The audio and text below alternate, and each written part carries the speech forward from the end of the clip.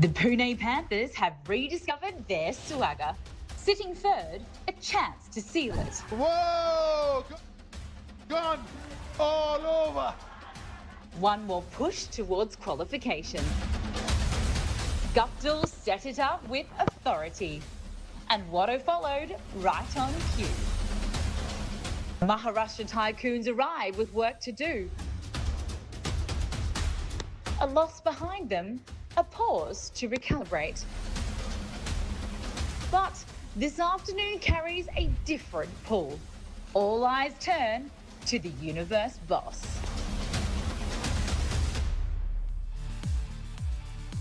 Hello, good afternoon and welcome back to the World Legends Pro T20 League here at the 1919 Sports Cricket Stadium in very sunny Goa. Now coming up your way today we have match 12 between the Maharashtra Tycoons and the Pune Panthers. Now it is crunch time here, all teams trying to make it to those all-important semi-finals. The Panthers coming back from a win and the Tycoons from a loss, so we should have a very intense and competitive game on our hands here today. Now my name is Jess Crow, we've got all this action and more coming up shortly, but before all that begins, let's go and join Georgie and the two captains out in the middle for the toss. I'm joined by the two captains and it is absolutely roasting out here. We've got Carlos Brathwaite alongside Kyron Pollard and we also have our contest winner Shrishti Prabhabhidai and our match official. So who's got the coin? Kyron has launched it into the sky. So tails was the call and Carlos, you've won the toss. Once the coin came down from wherever it disappeared to, what are you going to do? We can bowl first, finally. And how come? Well, we have batted first all 3 games so far, and also we feel as though it's an easier ground to chase at than to defend. So we can try behind that defending, chasing this time around. Have you got any changes in the side today? No. No changes. So you've had a day off, and coming back from a loss in the last game, what are the preparations like coming into this one? Oh, the day off was fantastic. Yeah. We get to see a little bit of go. But yeah, we switched on. We got 2 games, 2 important games. This is the business end. And we like to go into the final 4. And to do that, I think we need to win both games. So hopefully we get that first win of 2 today. Well, good luck and go well. Thank you. Cheers. Go well, much. Kyron, what would you have done? Doesn't matter now, right? Oh, well, that's true, yeah. So we're going to bat, we're going to try and bat well. And obviously, that quick turnaround from last night, I'm thinking ice baths, you know, all the recovery gels, or is it just straight home to bed and come again? Straight home to bed, Red Cross, ambulance, first aid kits, everything you can think about. But yeah, it's tough, but you know, having said that, it's something that we knew was going to happen anyway. So for us, it's 3 on a bounce. So we're going to see if we can give a good account of ourselves today. And also a massive win last night, so you must be riding that confidence. Yeah, it was. Obviously, before that, you know, we were a bit, you know, not sure what, you know, we could have done well, but I thought the way the guys batted, you know, the partnership between Guptill and Watson was fantastic, and everyone chipping in. And then the way the bowlers bowled in the back end, you know, in the second innings, yeah. So it was fantastic. Well, good luck and go well. Thank you. So the news from the middle is that the Tycoons have won the toss and they're going to have a bowl first. Beside me, I'm joined here by Fabiz Maroof and Nikhil Chopra. Guys, the Tycoons have ball in hand first. Looking at how the Panthers performed with the bat last night, is this the right decision, do you think? It's a tricky one. It's going to be one of those occasions that me and Nikhil, we just spoke that, you know, ideally we want to bat first in the seed, but Carlos believed that, you know, trying to defend against a side like Panthers is hard, so, you know, fair play to him. We'll see. Now, of course, as I say, it is crunch time here, so I want to have a look straight away at how this points table is shaping up. Where are these teams sitting? What work do they have to do to make it to the semis? Yeah, with the Pune Panthers after last night's victory, they're third in the points table with 4 points. Important game for them as well as the Maharashtra Tycoons. For Maharashtra Tycoons, it's a must-win game for them to be in the huddle in the middle with 4 points because they need a win. They've only got 2 points to their name as well, but for the Panthers, I guess after yesterday's victory, they'd be raring to go. So exciting times, put it this way, in the competition. Absolutely, very, very exciting. And as you can see, there are already 2 very shiny cues there next to the top 2, but top 4 is the aim. So let's take a look at the qualification scenarios. I think it's simple as keep winning everything. Rajasthan and Delhi are the only 2 sides who have gone through, and Pune Panthers, after their win yesterday, they just got to win today, and everything will be depending on the things. But Tycoons, they played 3, lost 2, 1-1. It seems like for Tycoons, it's important they win both the games. But I think Panthers probably, I said it on commentary as well, that I just feel the Panthers are peaking at the right time and team to watch out for. And the Panthers absolutely peaked last night, didn't they, guys? Yeah, you don't want to be in a situation that you're waiting for other teams' results. Gurgaon Thunders currently positioned number 5. I mean, they've got a fixture against the Warriors as well. If they win the last match, and it depends on everybody else's results. For them, it gets tougher. But for the Dubai Royals, of course, they have another game versus the Tycoons. For the Tycoons to be in that huddle, in that game, if they win against the Tycoons, then that would go on to net run rate as well. But for at least Panthers, I can tell you, 2 teams already qualified. They win this game, I guess that'll be the 3rd team for us. Of course. Now to move on to the Panthers' victory last night then. I mean, I could be here all day just talking about it, but there's one man in particular that I do want to talk about, and that is, of course, Martin Guptill. Again, as I say, we've not got long, so I've got to be quick here. 104 of just 45 balls. He hits 14 fours, 4 in 1 over, 5 sixes, a partnership with Watson of 94 of 45, and he contributed to the highest score we've seen so far here in this comp, which is 219. That was pure vintage Martin Guptill. Yeah, well, his phone hasn't stopped ringing after that innings. Everybody here has been saying, are you planning to come out of retirement? The way you've been striking that cricket ball. But it just goes to show quality. That class is permanent. Once he got used to the pace and bounce of the surface, he got a start. He just enjoyed himself. Yep. And that's what it's all about. And he entertained everyone. And now look, as we say, they put on the highest score we've seen here so far last night. Can they beat their own record today? Well, let's go and join Chetan and Joy out in the middle for the pitch report to see how it's going to play. A very good afternoon from the middle. Pitch number 6, not that it matters. Pitch number 5, pitch number 4, in the same strip, cut from the same cloth with me, former Indian international Chetan Sharma. Not a lot different, is it? Not a much difference because we have seen the fresh wicket, definitely have the grass cover, but it's not going to help the fast bowlers Joy at all in the afternoon games. We can see the grass cover, it tends to keep low in the afternoons, and fast bowlers I don't think so can do a lot, but batsmen can do a lot. Where we have seen 200 runs being scored on the afternoon games, been chased also, but you have to really play sensibly, otherwise it tends to keep low in the afternoon games. Spinners, if they bowl slow, something for them? Yes, there is something for the spinners in a fresh wicket also. If they loop the ball, if they flight the ball, bowl slower, wicket to wicket, I think so they will get some spin and they will get some wickets too. And gets even better for batting in the evening? Oh, in the evening, definitely for the fast bowler. There's something for the fast bowlers, but when the ball tends to come to the bat faster and the quicker, you'll get more runs also. Fresh wicket, but more of the same really. Little low in the first game, but really good in the second game. Well, there we go. As we say, playing on a new wicket today, guys. Are we in for some more high scoring, do you think? I mean, we are in incredible India. 90% of the time, wherever you play, you can go to the south, the north, the east, the west. It is batting pitches. Yeah, initially with the new ball, there will be something since the new pitch. But just plant your front foot and cover the 360. Now you know how tough it is for the bowlers to Exactly. make your career in India when you got to be bowling on that sort of surface, Marvis. And what about the effect of the heat, guys? Obviously, last night they were playing under lights, the Panthers, now playing in the absolute scorching sun. Will that make a difference? But to be honest, if you think about it from a team's perspective, the way Martin Guptill batted last night, had they fielded first and then go out and chase, would have been a different sort of scenario. You get more than 200 runs last evening and then you're batting in the afternoon. I think they'd enjoy doing that. They'd carry on that sort of form. Well, there we go. Incredible insight from these two so far. We've got plenty more coming up. Don't go in here, grab a drink, grab a snack. We'll be back after this very short break.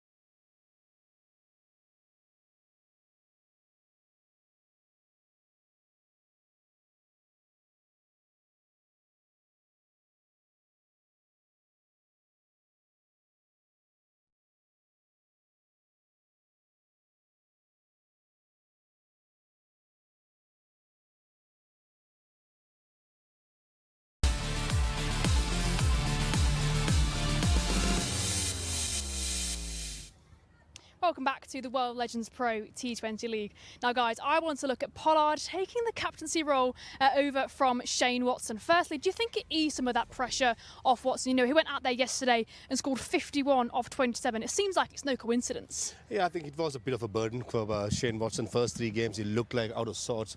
But all of a sudden, yesterday, the on-drive he played, that got him going off the spinner. And then just rolling back the year. So I think sometimes as a normal player, when you play without any captaincy burden, you perform better, and Shane Watson was an example. I hope, you know, there's so many of these old rivalries and guys who played with Pollard playing against each other, universe boss. If he's out there, I want to see Pollard go and needle him a little bit. That's the fun stuff that these guys are trying to put up as well. We all know Martin Guptill got 100 yesterday as well. You remember some guys who used to enjoy troubling? Or trying to get underneath their skin and try and break the concentration while playing Furways? Martin Guptill. Yeah. Yeah, because he's somebody who used to run away with the game. There's so many times you'd come and, you know, try and say something into someone's ear. It just brings back those memories. And now, look, speaking of no coincidences, you know, they've obviously been on a winning streak since Pollard has joined up with the group. Knowing what kind of guy he is and the experience and expertise he brings to a dressing room, what effect do you think he's made on them? You know, the kind of cricket that he's played globally, Jess. You know, he's captain most franchise cricket. He's captain, of course, the country, West Indies. Breathtaking cricketer, match winner in his own right. The kind of experience that he brings, he understands which player I can get what out from. Sometimes as a leader, you need to be able to identify, you know, can I do the man management bit as well? Sometimes you need to put your arm against a player and to get the best out of him. Sometimes you need to try and needle him or, you know, a little pinch here or there to try and get the best out of him. He's done that all right through his career. He's done that all. Of course, the perfect addition to any team. And now shifting our focus to the Tycoons then. They're coming back from a loss versus the Warriors, a game they probably should have won, Faviz. They've had a rest day, they've come back, they're now fresh. What adaptations do you think they should have made? I think they should have had a very good, should have had a very good day off yesterday. Just, you know, go around the streets of Goa, just enjoy life and turn their attention to the game today. I mean, they have some quality players there in the batting order as well as in the bowling lineup.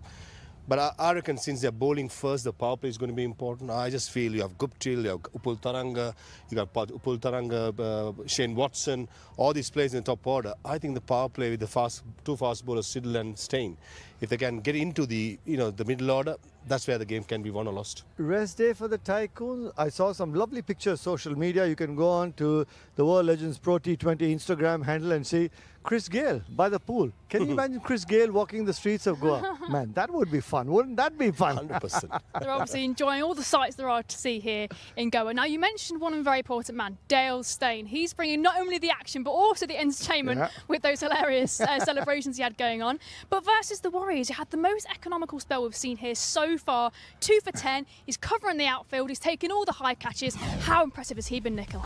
Oh, very impressive. And he's been a part of a coaching thing in England in one of the leagues. I've had the opportunity to chat with him as well. He's been raring to go. He's been excited to come back into this competitive sort of cricket. He says, I've been training. This is all fun what we see on our screen, the way he's been celebrating. But trust me, Jess, he's been bowling in the nets and he's raring to go. He's ready to go, I'll tell you what. Do you think he's exaggerating a bit with that old man celebration? I reckon he's still got a few years in it. He's having fun. Have a look at that. With the push-ups. Farmers, your favourite celebration? Picking up wickets? Not push-ups, for sure. No. If I do one push-up, I'll be down. That's for sure. But Dale Steyn, I said it on commentary as well, he's one of the nicest bloke you come across. When you play against him, he's a warrior. But in the field, in your side, in the dressing room, outside the play, he's one of the nicest to go to. He's the full package. What more could you want? And then the battles to watch out for today, guys. I reckon Guptill, Watson, Pollard versus Gale, Cook and Marsh. Which of these trios today are going to be more of a threat, do you think? Panthers for me. Oh, Panthers, without a doubt. You know, but yesterday we saw in one of the games, in the afternoon games, the universe boss was ready to bat for about, 8-10 overs, get 40 odd runs, run a ball in this heat, running twos as well. Just goes to show the intent. If he gets going on a surface, which was fantastic to bat on yesterday, today it's a new surface, he gets going, it's going to be entertainment galore. Now it's time for the all-important playing 11, starting with the batting side, the Panthers. Who's walking out with batted hand today? Yeah, the Pune Panthers top order, Guptill, Taranga, Watson, Robin Uttava, Pollard, my God, those are about 30,000 runs there itself, and then the bowling of Rajput, Asad Patan. Amit Mishra will be a key man with his leg spinners. So on paper, I think Pune Panthers, if they can get to about 190, 180, they'll try and defend it later on. Now for the bowling side, the Tycoons. Yeah, when they come out to chase, Alistair Cook has been looking to get some runs. He needs to get a move on. Sean Marsh has found his rhythm. Stuart Binney has been very, very handy with the bat as well. And of course, Carlos Brathwaite. And I wouldn't be surprised to see the Universe boss come in as the impact player. And guys, while we're standing here on the outfield, of course, the players are raring to go over there in the changing rooms. It's crunch time and everyone trying to get into those all-important semis. What message would you give to those head coaches and captains before the game today? Keep it really simple. Go out there, have fun. Nikhil? Without a doubt, see ball, hit ball, that's what you got to do. Easy as you like. And now to very much put you on the spot, something I love doing, predictions very quick. Yeah, back the captain that wins the toss. Panthers. Panthers? Panthers. Panthers, there we go, Panthers, Panthers. All the action is coming up very, very shortly.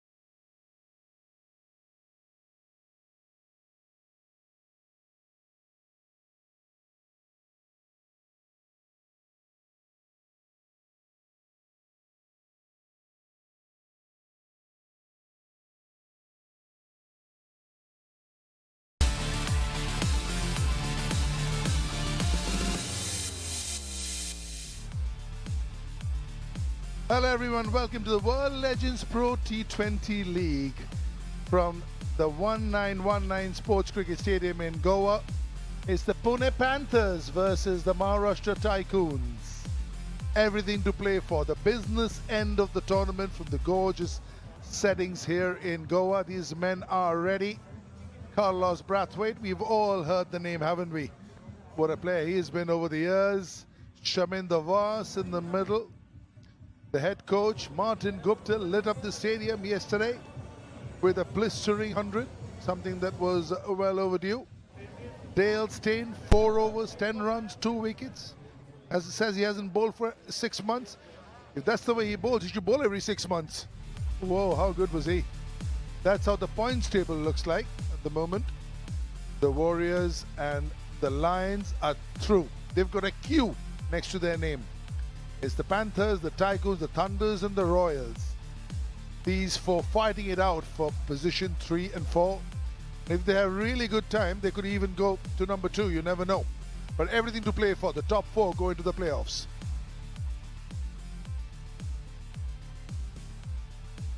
What's in store for the teams? The Panthers, currently in 3rd position, remaining fixture against Tycoons. They win the last match to directly qualify. lose the match and depend on other results. You don't want to do that. The Tycoons, on the other hand, are currently at 4. They have a match against the Royals that's left, with both matches to directly qualify or win one match and depend on other results. So ideally what you want is, win both your matches and not depend on anybody else. Gurugram Thunder over here will have to sort of win the last match and depend on other results. They have a game against the Warriors, position 5. And for the Royals, who are now in position 6, they have everything to play for. Win the last match and depend on other results, and that's a lot of dependence. Former England international Dominic Cogg joins me. Good morning, Joy. Good morning, everybody. Yeah, well, I should say good afternoon. Could be good morning wherever you are watching, but it's good afternoon here from the beautiful Goa. Martin Gupta with an amazing innings last night, and hence why he's sitting at number 2 in the most runs in this inaugural season of the World Legends Pro T20 League. Chadwick Walton with that big 100. He sits there at 204. Pujara with the 99. Upad Taranga looks in good form for the Pune Panthers, and we'll see him a little bit later. And Chirag Gandhi with 128 runs. There's lots of runs in Goa.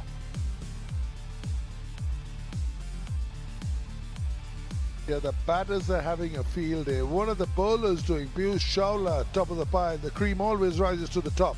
Jaisal Karia with 7 wickets, also got some very useful runs. Him and Bipul Sharma, Karia and Sharma for the Lions have done the job. Chakati, 6. So out of those 5, number 2, all for the Rajasthan Lions, and Sakuja also holding his own.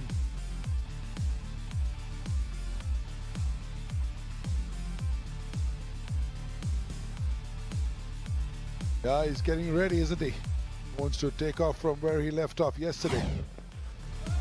What a knock. Well, it was a sensational innings, and a man who is still playing was given, I think 3 chances in the end throughout the innings, but you've got to ride your luck.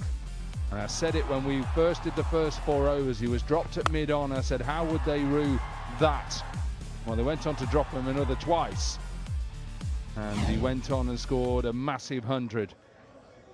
Spoke to him a little bit earlier. He says, yeah, it feels okay at the moment, but he's up against one of the world's best, or was the world's best, in Dale Steyn. Beautiful bowler, awesome action, wicket taker, and a great celebration to go with it. I reckon Corky in Legends cricket still one of the world's best. Once you talk about Legends cricket, I'll tell you what, he's a very fit man, and this is something that he's probably 20 years away from. What a fit man. I saw him bowl at the warm-up, and he was looking sprightly as ever. Look at them taking catches. It just looks like he's never left the game. And then also this to go with it. Yeah, I think he's the sort of character, if he commits to doing something, then he gets himself in decent shape, and he looked in decent shape, and he's worked hard to be able to bowl in back-to-back games. Warm day here, and see that the coin was thrown up a long way by Kieran Pollard, and it was Brathwaite who won the toss and decided to have a bowl first. You were out in the middle. You've seen this. You tell us what you think. Is it going to change, or is it exactly the same? It's exactly the same as the pitches have played on day 1. So I reckon it's got a little more live grass on it. So he'll probably play a little bit better. Maybe with Dale Steyn bowling, I'm expecting some seam movement, because that Kookaburra ball, that expensive Kookaburra ball in the hands of Dale Steyn, sits well. Yeah, this is a blockbuster team. Guptill and Tharanga, Watson amongst runs, Robin Uthappa is due, Karan Pollard looks like he's never left the game. Shinwari has done his bit, Bravo also handy with the bat. Rajput hits a big ball, so does Patan. So they bat down to number 9, very strong unit indeed. As for the Tycoons, they are in need of a win. They have got a very fine batting lineup. You'd expect, obviously, Christopher Henry to probably come in as the impact player. and he will open up with Alistair Cook. But a side that haven't really hit their straps with all their big names in there, and Captain Carlos Brathwaite would hope that today is the day that they can register a win, beat the Panthers, and give themselves an opportunity to get through and up into that top 4. Really looking forward to this clash, Steyn versus Guptill. Not that Taranga is not in the mix, but two people in prime form in Legends. Steyn, 4 overs, 10 runs, 2 wickets. Then once you get through Steyn, you've got that man behind in the picture at the background, Peter Siddle, to comprehend with. Oh, look at these two together. Wow. Bowled a 145 kmph in the BBL. Dominic Corkfields, a little bit cranked up is slightly. You'd expect Australia just to turn it up a little bit, but yeah, it'll be interesting to see the way that the Tycoons look to attack this opening pair. Do they go with their experience in Steyn and Siddle and say, right, we've got 2 gun bowlers, or will they go spin early on? We've seen with day games, yes, it's a fresh surface, but especially I was thinking Harbhajan Singh when he bowled it slow in the day game first over against that man there, Chris Gale. It was definitely more difficult. So interesting to see tactics from Brathwaite up against, well, those numbers just tell you exactly what he's up against, a legend. mind-boggling numbers all over the world, held his own everywhere. This man also has done fabulously. 127 strike rate over 142 games. Good life for Chris Gale. Take a bit of rest in the afternoon, come on to bat in the evening. Beautiful, absolutely, and I was spot on. He's decided that he's going to go with the man who is still playing, still just played in the Big Bash, and get that Trans-Tasman beef that they've had, and battles, rivalry, Australia versus New Zealand. Always a spicy one, always. Five, Well, the four, countdown has 3, begun. 2, 1. Who would have Let's thought play. that we would see competition of this caliber? Peter Siddle v. Martin Guptill. Play.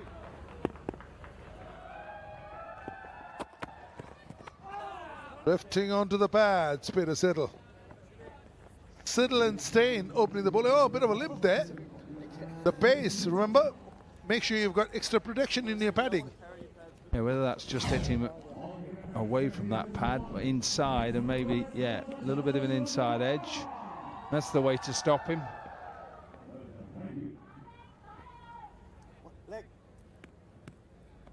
Anyway, we're off and running. The Panthers with an early leg bye. A lot of the times you show up for these Legends tournaments and the pads are handed out to you. It's not your the one that you've been playing with all your life. And also the height issue, something that probably you and I would face. Standard pads were like keeper pads for me because I'm 6'4", so I needed the pads up to my height. Well, he's exactly the same. You'd say the knee roll is probably slightly underneath where his knee is, and hence why it's probably hurt. He's just telling Alistair Cook, looking for a bit of sympathy. You won't get anything from Cookie, I can tell you. He'll give you absolutely donuts. Nothing.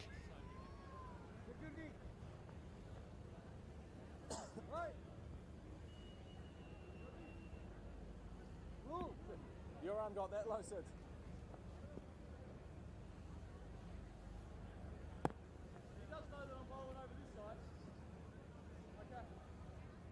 With those pads, suddenly you get hit just on top of the knee roll. That's actually on the knee because the knee roll is under the knee if you're exceptionally tall. To the field. They've just got that fielder back.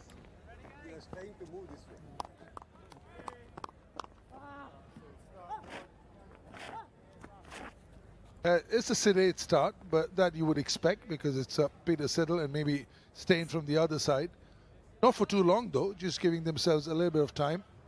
Yeah, first game 68, then a couple of quiet games and the blistering 100 yesterday. to their field. It's got a very squarish field on both sides, the boundary riders. Yeah, I think this is a little bit of an outside edge. I think he's looking to hit that and pump it back over Siddle's head.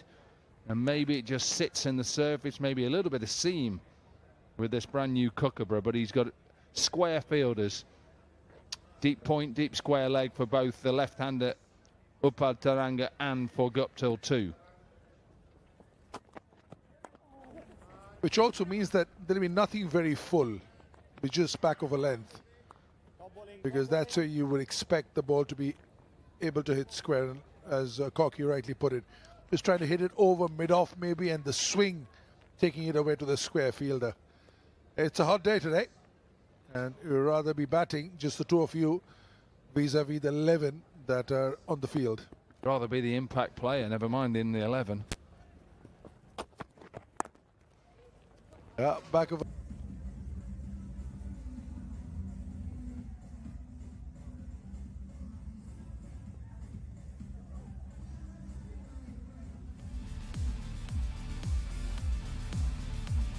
Two teams that are full of legends. Team on your right are in desperate need of a win. Expect Christopher Henry Gale to be the impact player when they bat. But a Pune Panthers side that has, since Kieran Pollard has arrived and taken over in the captaincy, they look a formidable squad and team. Right, we've had Siddle from one end. We've now got a sensational bowler from the other end in Dale Steyn. Phenomenal numbers. Again, no loose balls given. An excellent piece of fielding. Hint of swing. I thought this pitch had a little bit of green grass. Well, let's be honest. When we talk about green grass in India, it's different to green grass in England. There's a little bit of greenness about it. I wouldn't say it's live grass. Play in England, green grass means completely green. But I agree, but a little bit of swing early on.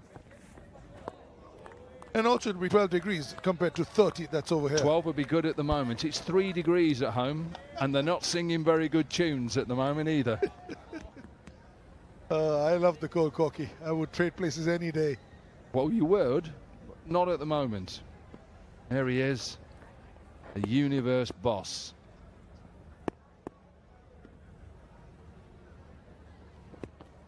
Beer trim, I reckon. Oh, beautiful shape. How can you bowl such great areas? Now, this is 4.3 balls that he has bowled with the 4 the other day. So 27 balls bowled without a short ball or a half volley. Yeah, that's why he was one of the best. Ability to swing the ball, that repeatable action, talk about it.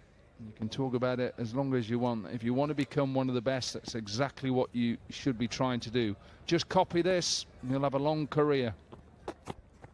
And a good one, yep. Look how he changes the line to the right-hander vis-a-vis the left-hander.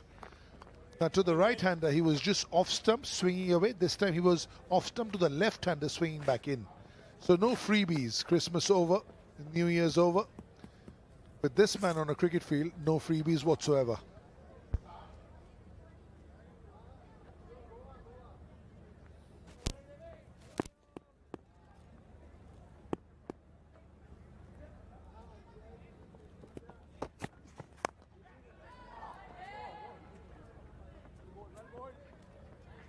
You can just make out that even somebody in the sort of form that Guptill is in is giving him the full attention.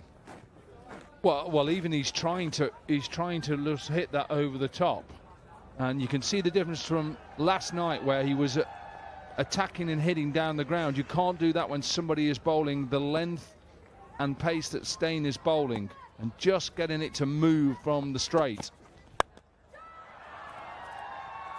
That's all the way. Has it gone? Ooh, still no boundary conceded. Peter Siddle thought that was going to go for boundary, given it up. Dale Steyn says it's not easy hitting me for boundaries. More of a pitching wedge, spun it back, 2 gone, 10 for none.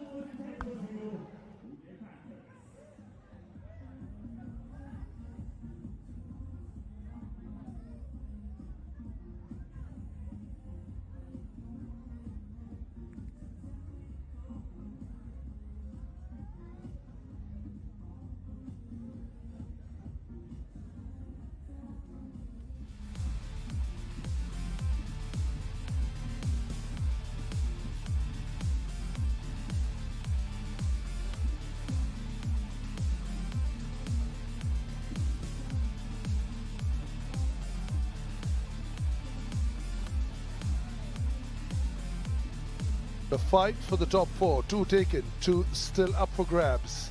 It's really the business end. They are drifting onto the pads, beautifully clipped. APL Apollo boundary. First loose ball of the afternoon.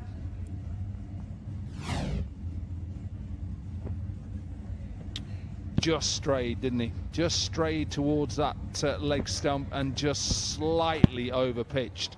But the quality of Gupta will just make sure he hits that in front. Amends over here. And well fielded, will take the 2 because of the little misfield from Sir Cook. Tried to get his left hand down, Alistair Cook there, and just parried it past mid-on. So Gupta was able to pick up a couple. So 10 from 9, a little bit more sedate than last night. Just been a little bit on the straightish side. Has Peter Siddle. This would have been a really good ball to the left-hander as far as line is concerned.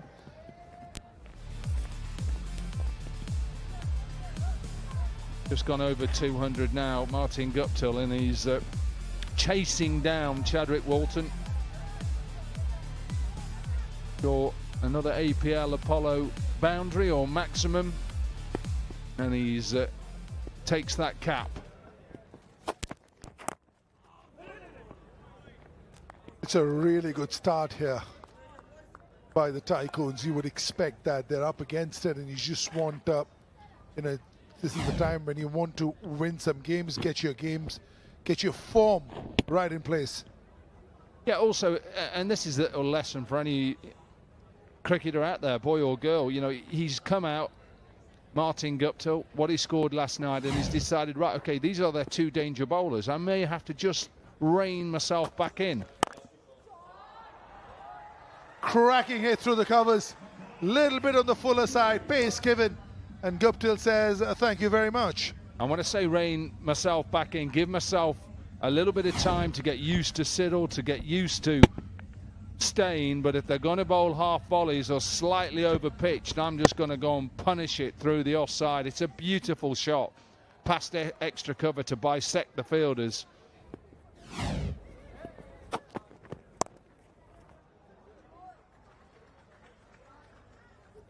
"12 from this one, 3 gone, 21 for none."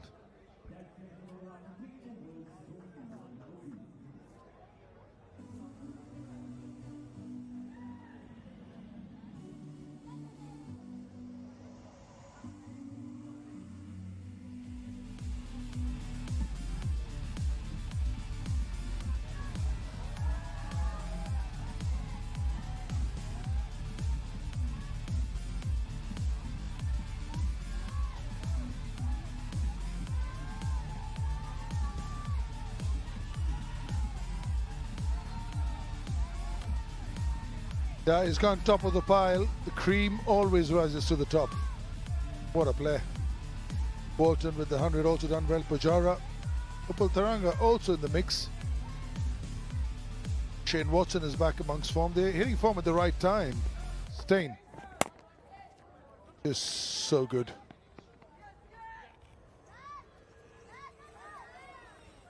Also, the fact that he has a little bit less pace now also means that these balls are not racing to the boundary. It's working in his favor. You made a great point, Corky, about how young cricketers watching can learn a lesson from Guptill, that you just don't come and swing for the heavens. You just suss out the conditions, fresh pitch, 2 bowlers who are at the top of their trade as far as Legends is concerned, little respect, plan your way through, and then you get these. Might hit the fielder, but you can make out he's finding his rhythm. Yeah, and showing a bit of respect as well, because these are 2 very fine bowlers.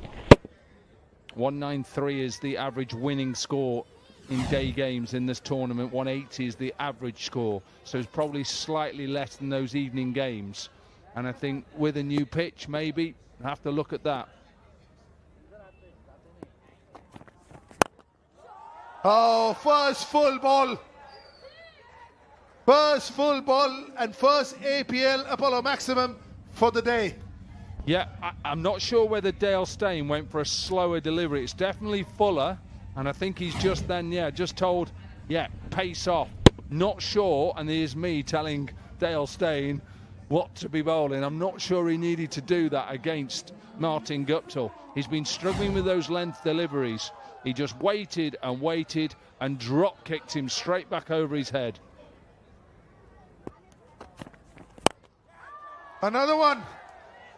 Carlos Brathwaite, chance. Ooh, he's patted it. That's A+ for an effort. For a while, he thought he was in the game and then just avoiding him. Well, if there is a man who could catch this, it's that man there. Carlos Brathwaite. Anybody else would have given this up. Just watch this for an effort, for commitment. And who says people who play in the Legends are not committed? Brilliant from the captain. Does he get a hand to it? Maybe fingertips, but commitment.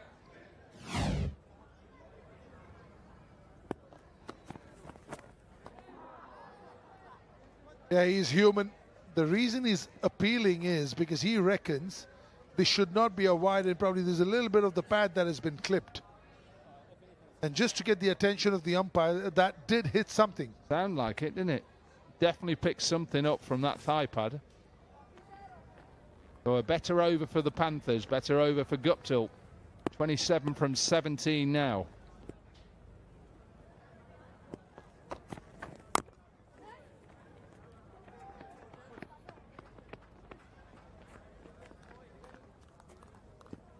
Yeah, you can just make out that first two loose deliveries bowled by Steyn in this tournament was in this over. And I agree with Corky. I mean, because there was some swing, the moment he bowled a slower ball, because it's a fresh pitch, there was no slowness in it. It didn't really hold on to the pitch. And because it wasn't the conventional release, there was no swing either. So, kind of, you just give it to the batter. Lovely wrist position there we got. Lovely wrist position.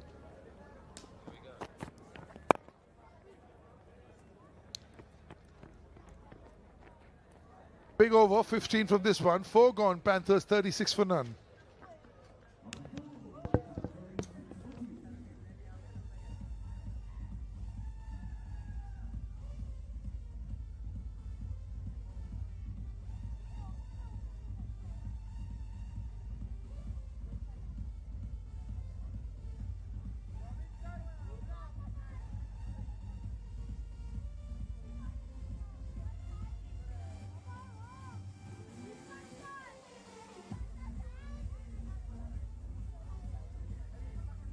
So, finally getting motoring here now. The Panthers 15 off that fourth over. Martin Guptill, well, he could have just stayed at the ground from last night the way he played yesterday. That man on your screens there even got the shades to match.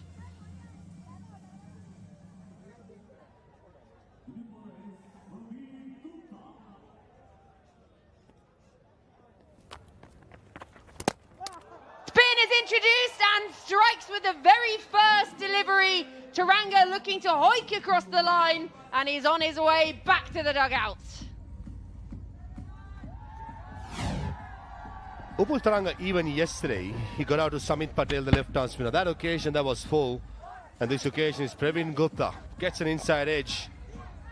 And onto the stumps, and a massive wicket for the Tycoons to dismiss the informed batter, Upul Taranga, who's walking back after scoring 6. 36 for 1 Panthers.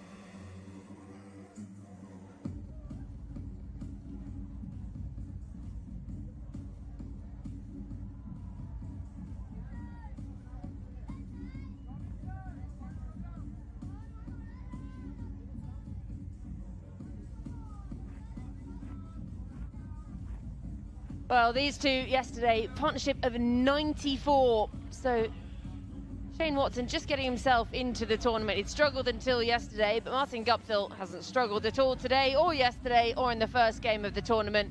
Seeing it really nicely and just starting to accelerate. He's 28 from 18. Gupta striking with his first ball.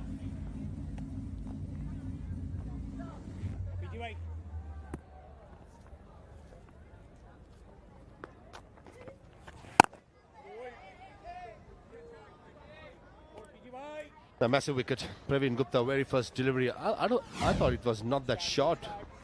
Gopal Tharangal playing that cross-patted shot would have been a better choice. It gone with his much straighter bat towards long on.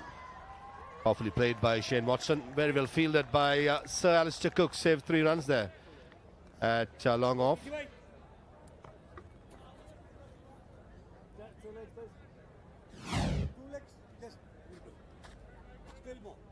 Little roll up, but doesn't quite take out the shades.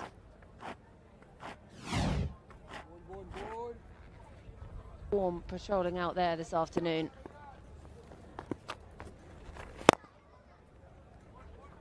Again, played respectfully by Guptill.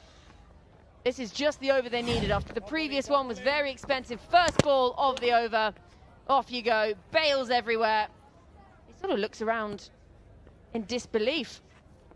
His way.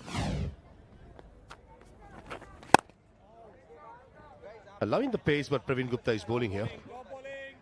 On a brand new pitch, attempts to skid onto the bat, just slowing it down and asking the batter to make his own pace. So I think Praveen Gupta will hold the key since there's 2 right-handers in the middle. Just like Harbhajan Singh got this off-spinners bowling. Oh, that's misfield.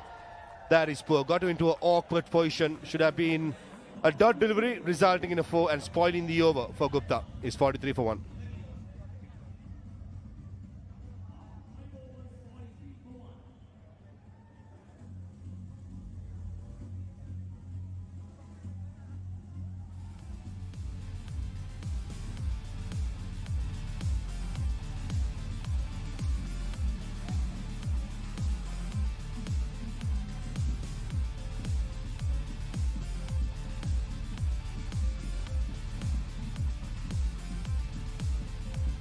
Martin Guptill now the leading run scorer in the tournament. He's racing along nicely for his 33. The 1 wicket to go in that 5th over. Taranga bowled with the very first delivery of the over. It would have been even better if that hadn't been that misfield at the end of it that leaked a APL Apollo boundary.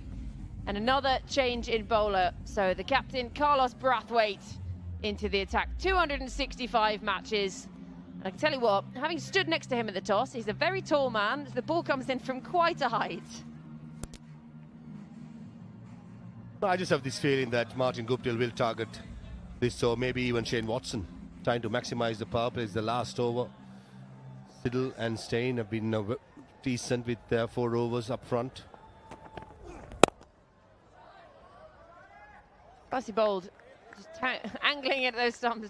Dale Steyn, who seems to have gone and done an acting course recently. We had walking sticks the other day, press-ups today, pretending he can't even stand up. Certainly got down, but certainly got up. And real entertainment. Absolutely brilliant to have Dale Steyn around. Never a dull moment, that's for sure.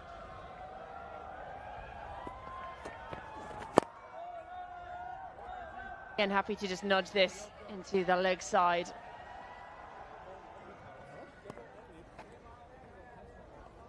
Ravi Kaushik, on-field umpire today, standing in the bowler's end at the moment. K. Srinivasan at the moment. He's at square leg umpire, third umpire, Mr. Anil Chowdhury. Very famous man. And fourth umpire officiating today is Pradeep Udavatta. Oh, he's had a feel for that. Just a little bit of movement from Brathwaite. A beautiful length by Carlos. That's the right length, hinder movement, just enough to go past the outside edge. Tentative poke by Shane Watson. Certainly Brathwaite will be a happy man with the start in the power play by the entire bowling unit. Goes downtown, gets a hold of it. It's vintage Shane Watson. It's an APL Apollo maximum. Brings up the 50 as well for the Panthers with a classical Shane Watson special. That's one for the photographers. Nice high elbow going through it. Some swagger about it, isn't it? Whenever Shane Watson tries striking straight as possible and clearing the side screen pretty easily. Early indications, the pitch is a good one. The ball's getting onto the bat nicely.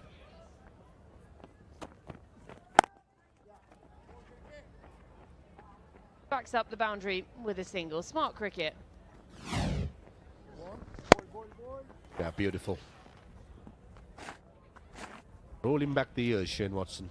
80-meter hit through the offside. No slug at all, just having a good shape and swinging through the line. These two gentlemen spend some time in the middle, probably the next 6 overs or so. Fireworks will be on, that's for sure.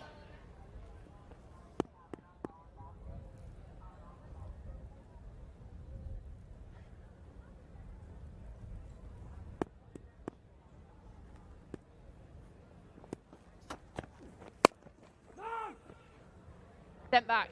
So a dot to finish the power play. 6 gone, 52 for 1.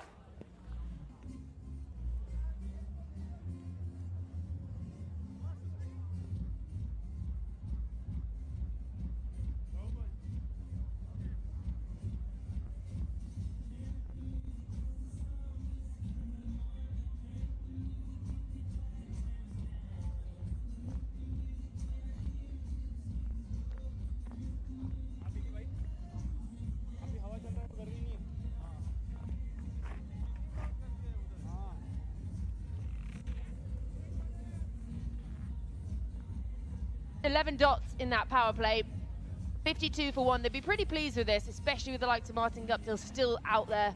Shane Watson coming to the party, hitting his first APL Apollo maximum, during that over. Some beautiful striking. 4 fours and a 6 from Martin Guptill. Almost an opportunity for a diving Carlos Brathwaite. And that was the 1 wicket to go down, that of Taranga. Bowled the very first delivery from Praveen Gupta. Partnership could get very dangerous. 4 they put on between them yesterday. Praveen Gupta will continue. I'm pretty sure from the opposite end, Carlos Brathwaite will probably get Rahul Sharma into the attack, the tall right arm leg spinner. I think Rahul Sharma on this pitch, which is offering a bit of bounce, will be an important man. Is that a drop? Hit powerfully back to the bowler. Did well Praveen Gupta to get a hand. Run out chance here. Good throw by Carlos Brathwaite. And I think this is going to be a close one. The wicket keeper is quite confident with the effort. I think looking at the body language of Shane Watson is not so promising. This may be the second wicket for the Tycoons. Oh, that's very, very tight. But I just don't think there's anything over that line. Really smart cricket, the awareness there.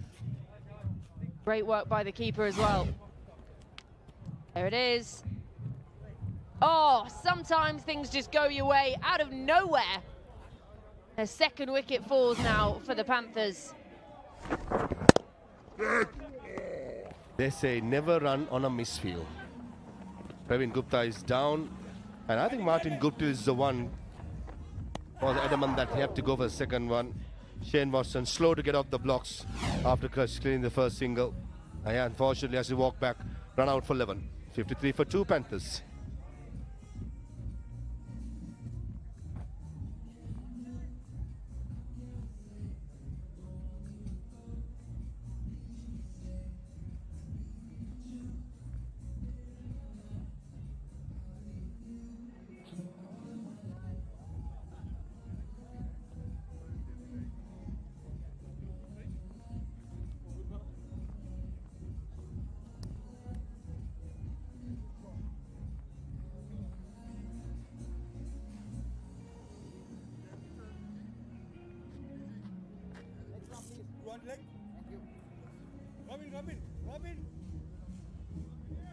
Leg turn means leg.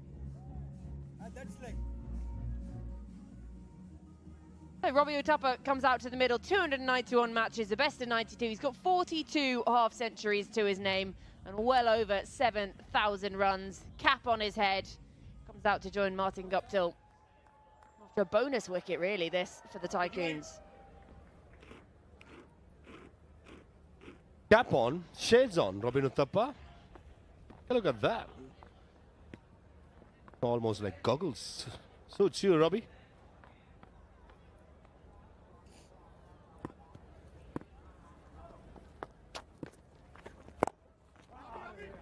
Off the mark straight away. Drop and run. Martin Guptill quick from the non-strikers.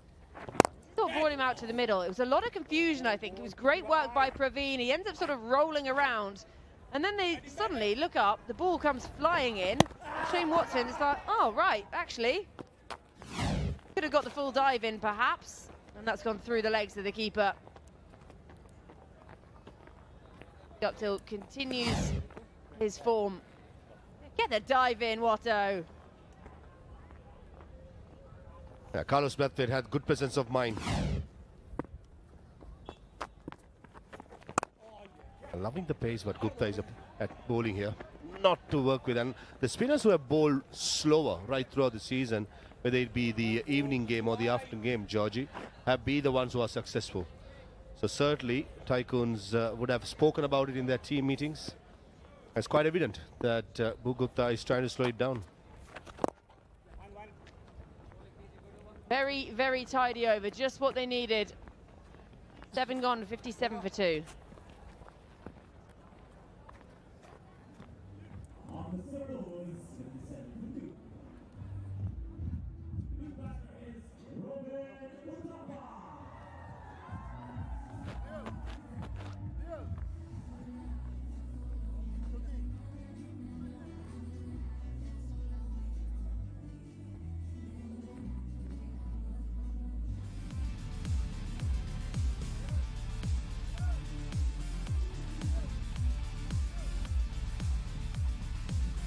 Big news for you tennis ball cricketers out there. Under the World Legends Pro League banner, registrations are open for the World Legends Pro League tennis ball. You can get involved.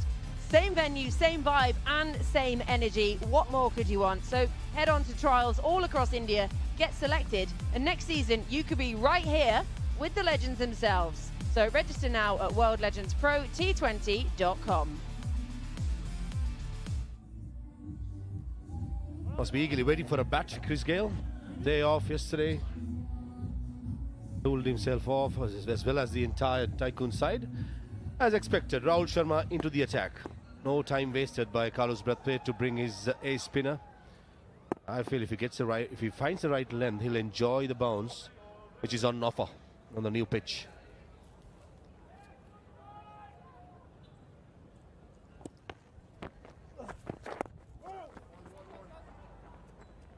That's quite evident. Straight away hitting the batmaker's name. The first delivery of Guptill. Pace again. I think the pace is going to be important, whether you're a finger spinner or a wrist spinner.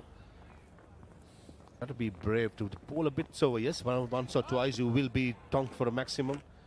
But still there's a massive chance for you to be successful at this level.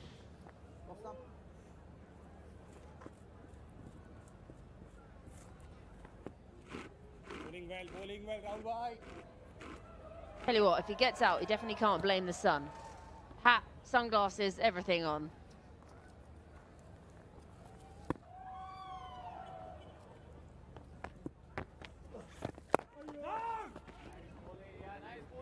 Again, just saying earlier, if you're just brave enough to bowl it a bit slower. Robbie Uthappa yet to make it into double figures.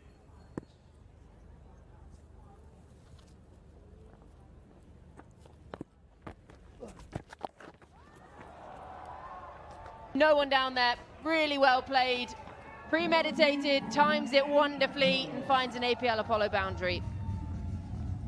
Toying with the field. Fielder saving the single in the leg side was at short mid-wicket. Hence there was a massive gap behind square in the leg side.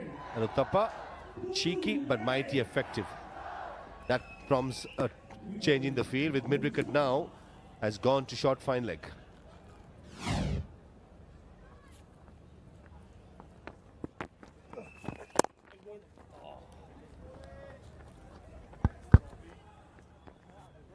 Just feels since that introduction of spin, things have just slowed down a little bit. We saw that really big over.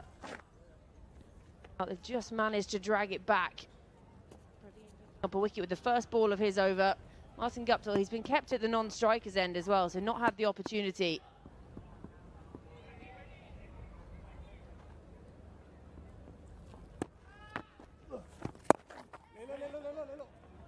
Most importantly, Gupta and Rahul Sharma in this over has not given the length to Martin Guptill, who likes it either full or short. The in-between length has been bowled much more.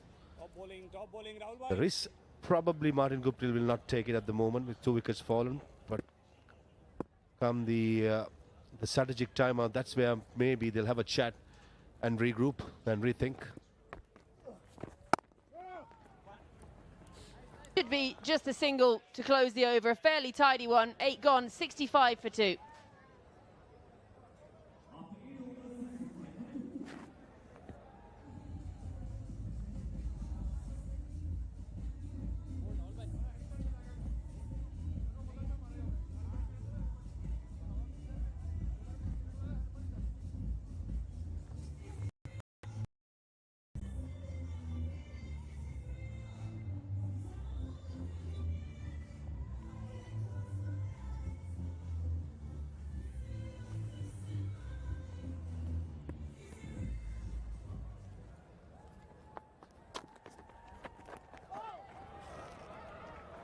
.13 is what they're going at. This will go to the boundary. APL Apollo boundary. Little bit of the reverse. 359th APL Apollo boundary for the season. Robin Uthappa is due for some runs. Fabulous play. Monty Panasa in the house. This is good batting. You've got to take some risk. And Robin Uthappa is doing the right thing here. Then it makes batting a lot more easier. So when you play that reverse sweep, what happens is then, as a spinner, you're thinking, well, what shall I do? Shall I give it my best ball to spin, or shall I just drag it through? And that's what you end up doing. You end up firing it, which makes it a lot more easier to knock the ball. Lovely. Excellent bowling. Yeah, Praveen has done well. Is 15 balls, 17 runs, 1 wicket. Just a little bit of ruin given outside off stump, and great presence of mind to pick that up. Now you can't do that to this ball because it's on the stump, so you miss it. LBW and bowled in play. But the moment it's outside off stump, you get that leeway, and that shot comes through. Yeah, just outside off stump. Yeah, he knows that even if he misses it, he's not in trouble. Exactly, and that's a good judgment. If you want to play the reverse sweep, have it outside off stump. And there you go now. He's like really losing his shape. Doesn't really want to give that ball an air. And Top bowling, PGY. it's something that we haven't seen very often in this league so far, the reverse sweep shot.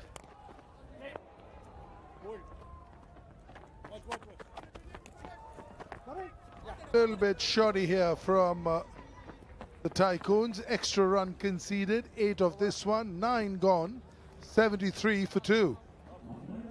Robin Uthappa doesn't mind. He says, thank you very much. I'll have some of that, please. Umpire tap on the watch. APL Apollo strategic timeout.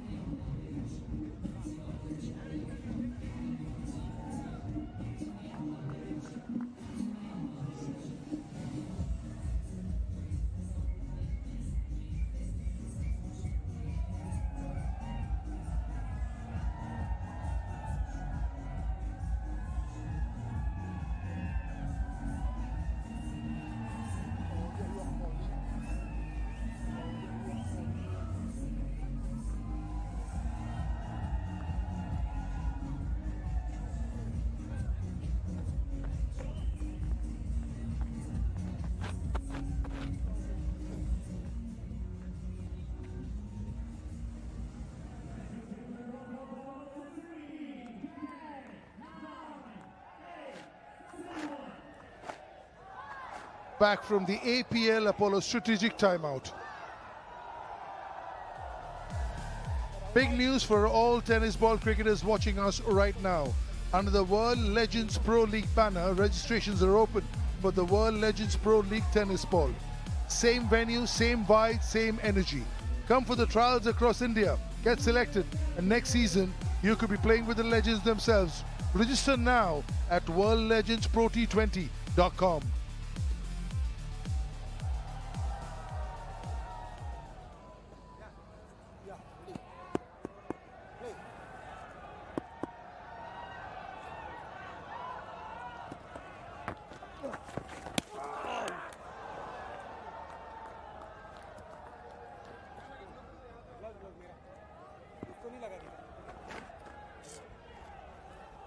Mighty close to the stump.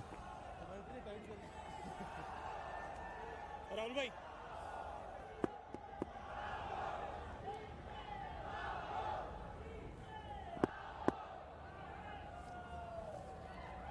Rahul Sharma. Low in the air.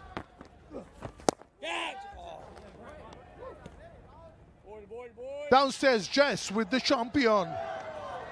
That's right, I'm joined here by DJ Bravo. DJ, what a day for the cricket. It's sunny here in beautiful Goa. What have you made of the place so far? Yeah, it's beautiful. As I was saying to Polly, this tournament has a lot of opportunity to go from strength to strength.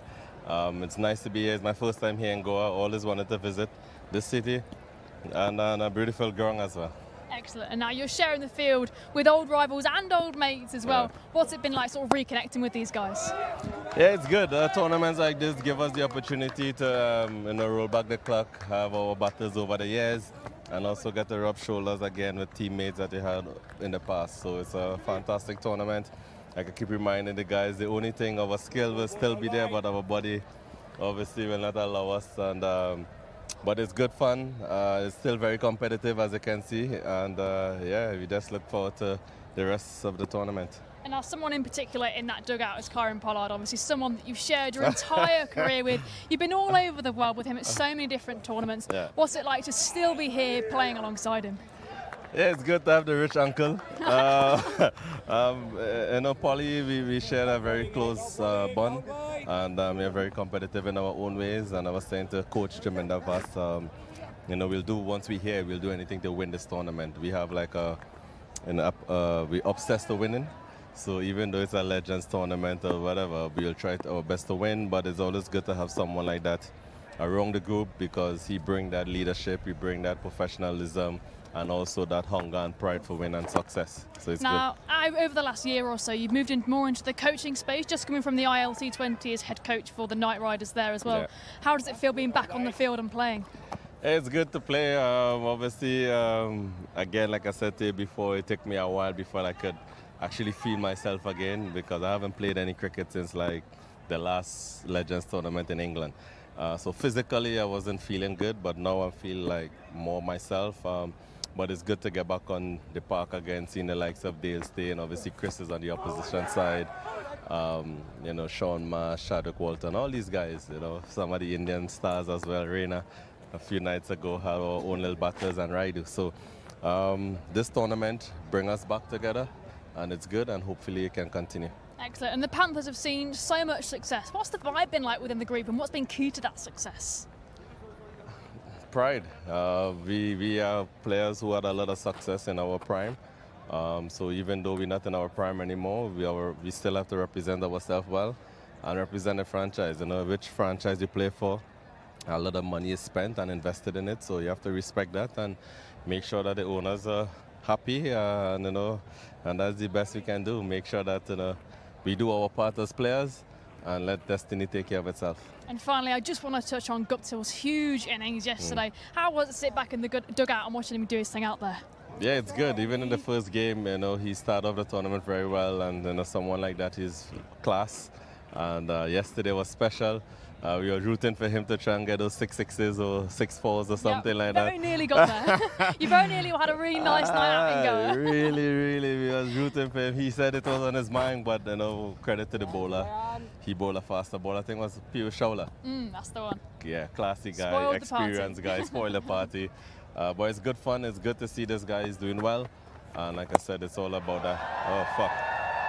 Oh, shit.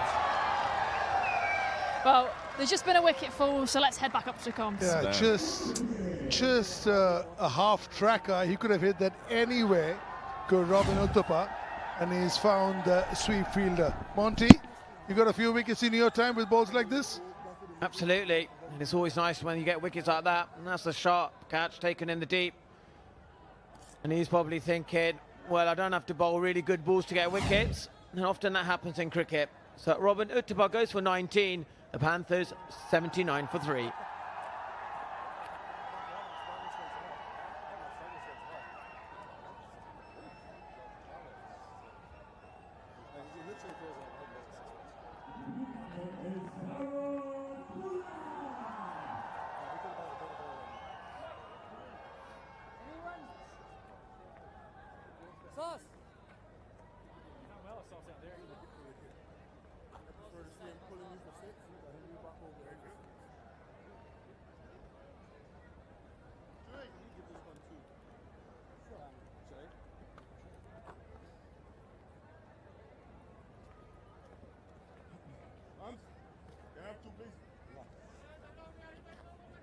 That's 2 legs. Thank you. It was a lovely interview, Kieran Pollard. Look at those numbers, absolutely mind-boggling. Left arm round, fight. Love the integrity, the humility, what it means to them. What a player, Dwayne Bravo in the day. CSK, untouchable. Everybody thinks of Dhoni, but then Bravo and Raina and Ashwin and everybody else, that group, wow.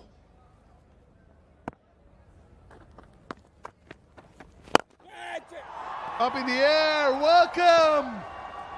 Welcome! Easy peasy, APL Apollo Maximum. Was this guy netting at the back? Well, this is a wonderful way to start. First ball. It's gone out of the park. That's hit middle of the bat here. The fans are loving it.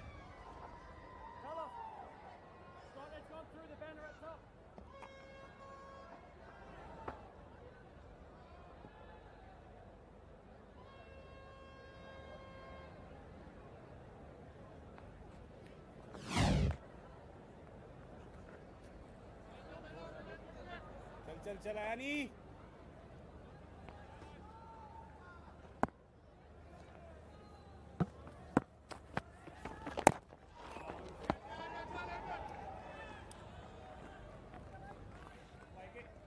Just no more flight this time, just sort of pushing it through onto the pads. I doubt anything from iron will be flighted and in the wheelhouse of Big Polly. Yeah, again, far away from him. Just because it was the first ball, he tossed it up, Monty. And now he knows that, oh, first ball, last ball, doesn't matter with Polly. He could have hit this anyway. Just a drag down, and he's found his fielder. Look at that. The moment he hit it, he knew. It's a really good catch as well. Falling in front made that look easy. Yeah, that's what happens when you've got two power hitters like Gupta and Pollard there. Bayan, he needs to kind of like maybe just think to himself, not trying to bowl too many darts. It often happens, you know, you get hit down the ground, you overcompensate. There's that in-between length there. You could just bowl it, yeah, that sort of length there, that's perfect. The flight is good, the length is slightly back. Anything fuller than that will just go out of the park.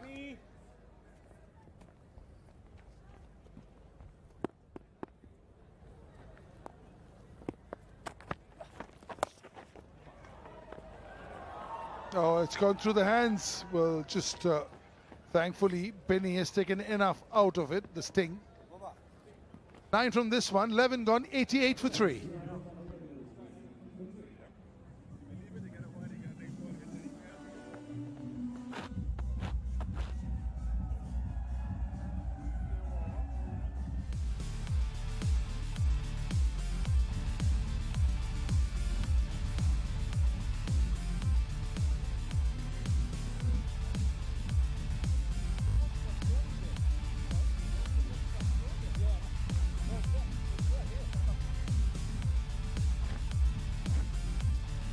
Almost 25,000 T20 runs in the middle together. That's unbelievable, isn't it? Maybe that's also the experience of both of these big superstars in T20 cricket. Can play on the mind of the spinner. Rahul Sharma, he holds his own here. He lends so much better. The other night he was far too full and got hit for too many sixes. But today he's, you know, it's a Rahul Sharma, we know. Flight is good and he's confident within himself as well and content. He's often, you know, when he's not desperate to take wickets, you see him, he's in his zone and he's, you know, as a competitor, really good leg spinner, played, you know, a lot in the IPL. His experience is vital today. Could have played a lot more for India. What he has done differently today is bowling it slightly slower in the air. That's why he's taken a cue out of all the spinners who've done well. Slightly slow. Samit Patel did it beautifully. Piyush Chawla did it beautifully. Yeah, much slower. And you don't mind getting hit for 1, 4 or a 6. But generally, if you don't give pace... wonderful Hindi comms to former Indian cricketers Chetan Sharma and Nikhil Chopra in the house. First man to take a hat-trick in World Cup, Chetan Sharma. 99 World Cup player was Nikhil Chopra. So good to see.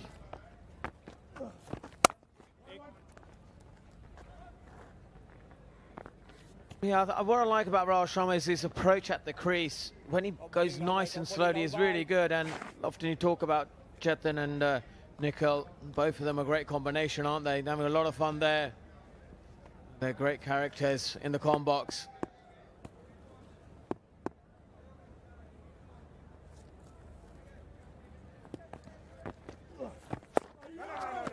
Yeah, beautifully bowled. Love the loop over there. A hint of spin. He's been brilliant. 2.4, just the 16. 2 of the over. Something is about to give over here. Is Guptill going to go after him? He's quietly moved to 43 of 36. 119. Not at his belligerent best, but that could well be on the way.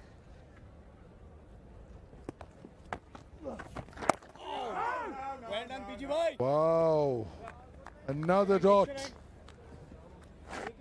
Where is Guptill going now?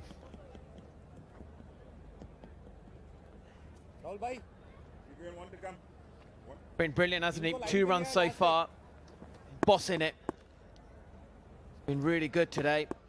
It's middle overs, really. They're pulling the game. And he's bowled a Google there. And that has been beautifully timed. End of the over, 12 overs gone. Panthers 94 for 3.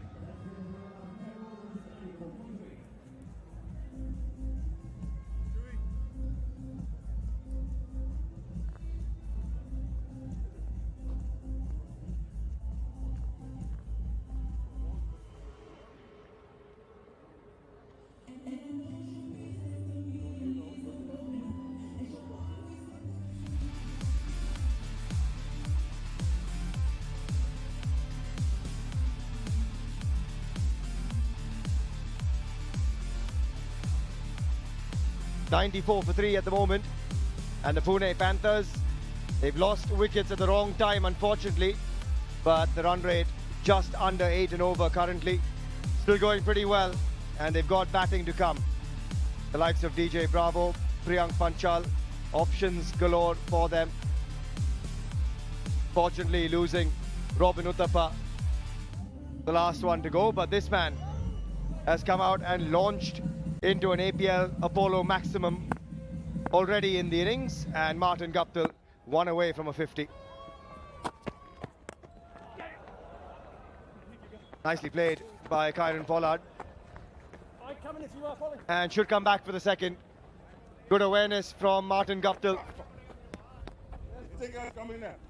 Handy extra run against someone who's bowling rapid pace at the moment. Peter Siddle climbed on him, but here's another look at it. Has a shy for no reason really whatsoever. That's a bit of a freebie. I've got Farrez Maroof alongside myself, Suhail Chandok in the comm box here, and it's been a decent effort from the Tycoons. Oh, again, just climbing on Kieron Pollard. Such is the pace of Peter Siddle. Maha, he's been playing a lot of cricket recently, and he's just extended his contract in the BBL. That's how well he's doing at the moment. The body clearly perfectly fine. A sharp bouncer. Kyron Pollard coming towards the bowler, and take a look at that. Hurried the batter. Certainly for 40+ years, Peter Siddle have maintained himself and looked after himself really well, still running hard. And in Legends cricket, he's a goal dust. A bowler can bowl with the new ball, in the middle overs, can bowl decent pace. And I like the way Carlos Bathurst, how he has used Siddle in the previous games. Not only keeping him in the death, but when the ball is hard and new, use him while he's hot. Like the little apology to Kyron Pollard as well for the back-to-back bouncers. Polly says, don't worry, I'm okay. I'm seeing it pretty well. He's 11 of 7. Yeah, there is. He says, that was quick. I'll take it though. Don't worry about it. And that time he knew there wasn't going to be one pinned at his forehead. Works that away. Making sure those knees are good there, Martin. Got to get a jump start, that's all. Martin Guptill 2 away from what would be another fantastic knock. 100 last night of just 44 deliveries. He's on 48 of 39. Yet again carrying the Pune Panthers. Works that away to get within 1. What a batter. What a batter Martin Guptill is. With that single brings up the 100 for Panthers into the 13th over. He's been in superb form, and this battle is a good one. Siddle against Martin Guptill, as both playing competitive cricket and very consistent. Missing out, but he made sure that big 100 yesterday is lighting up the show. Yet again, ball walking towards the ball and digging it short. Peter Siddle, excellent over, just a 6 runs from the 13th. Is 100 for 3.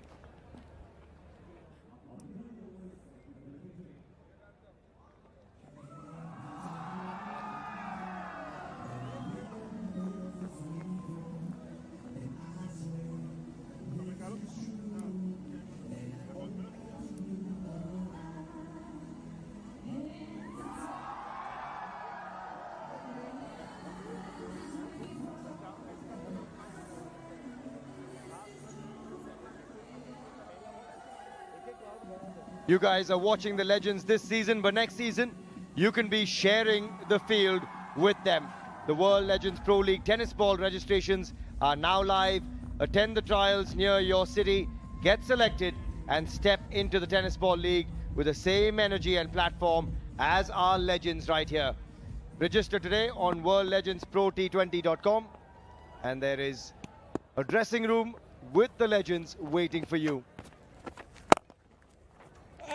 Speaking of legends, this man continues that legendary 100 and backs it up with a fantastic 50. Martin Guptill, 50 of 41 for the Pune Panthers. And it's back-to-back knocks where they're riding on his prowess. Not the most entertaining when comparing the 100 that he scored, but certainly very effective.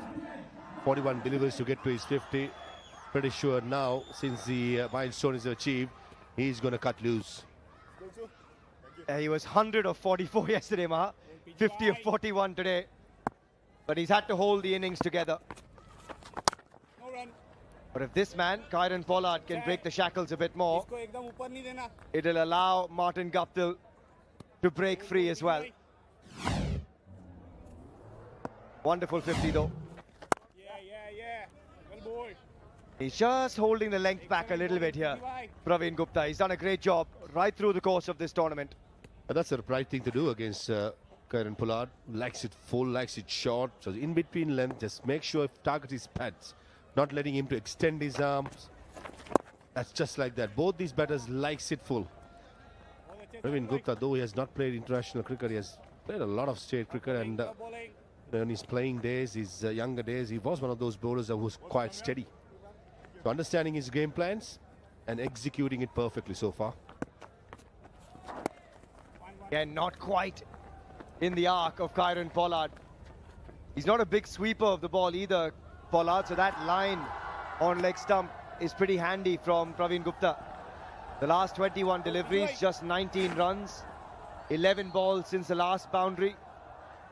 It's been a terrific comeback from the Tycoons. And he stitches together a fantastic over, miserly. Just 5 runs off it, 14 gone, it's 105 for 3.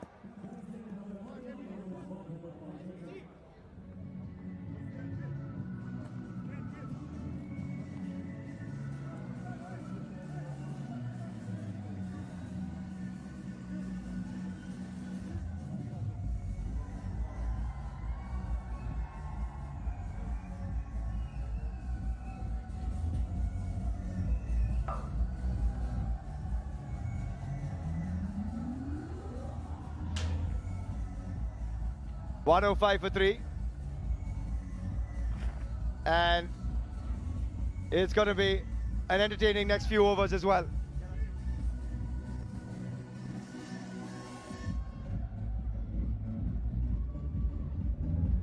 Brathwaite, the skipper, back with ball in hand. And Martin Guptill, does he start to unleash himself here? Because this is how he likes it. A little bit of pace, although Carlos Brathwaite has been bowling more cutters than on pace here. But he starts with a bit of pace on it, and that's all that Martin Guptill needed. There's the invitation, and it's been dispatched for an APL Apollo maximum. Just a short arm jab, using the pace. And that too went against the wind. That's an excellent sign of a man in form. Valiant attempt by the fielder, square leg, not enough. Oh, and that's even bigger. Martin Guptill looking to launch into it. It's flatter that time, harder, and it's a one bounce APL Apollo boundary. What a batter. I did not go through with the stroke here again. It's half-hearted, nowhere near the middle of the bat. Just a boundary though. Need to go through the entire swing that there usually does. As a golf swing, that's nicely bowled. Nicely bowled. Good comeback by Carlos Brathwaite. Perfect Yorker, nailing it. Not only hitting the stumps, but Guptill looks like he has hit his own toe with the bat, or the ball has gone and struck there. Carlos Brathwaite may have just shattered the stumps and the big toe of Martin Guptill. Oh, that is as good as it gets in terms of executing a Yorker against a man in form. Carlos Brathwaite, the skipper, delivers. That's the end of Martin Guptill. Another 50 to his name. He goes for 62, and the Panthers now 115 for 4.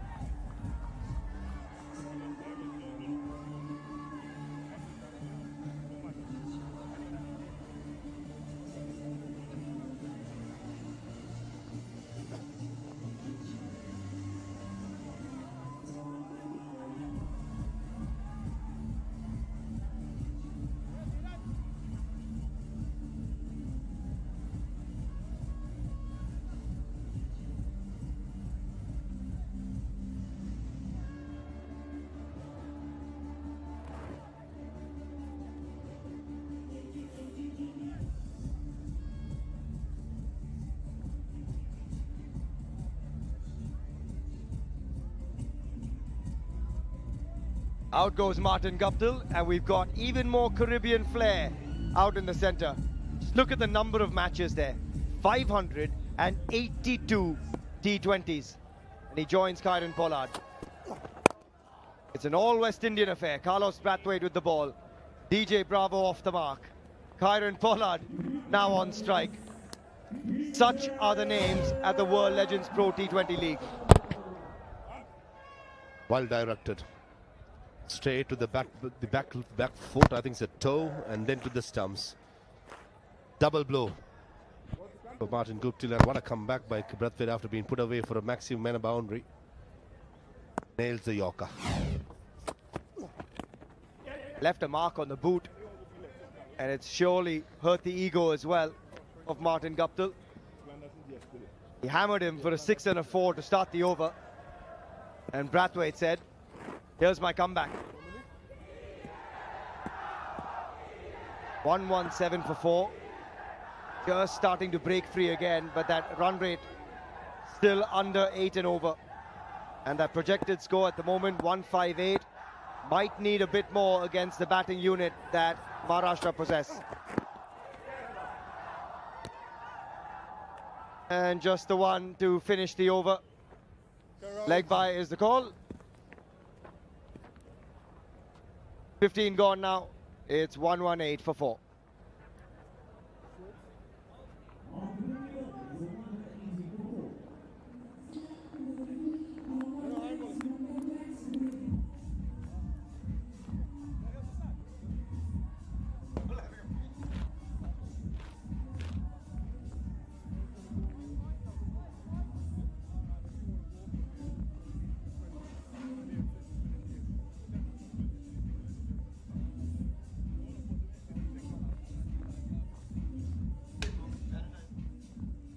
One 118 for 4.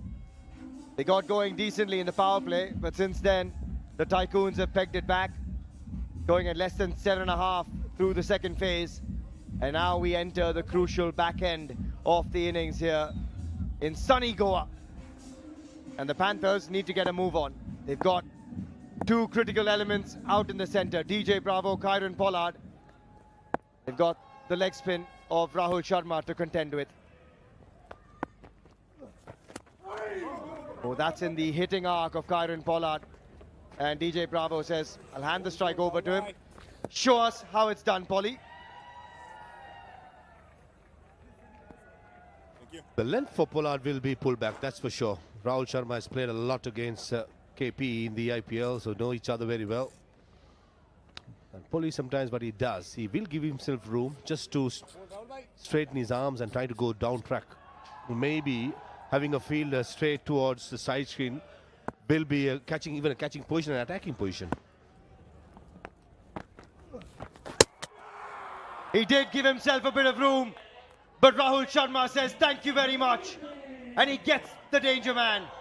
The big 5-5 celebration, and the big man is back in the dugout. It's about the length. Googly attempted, did not turn, just went with the arm.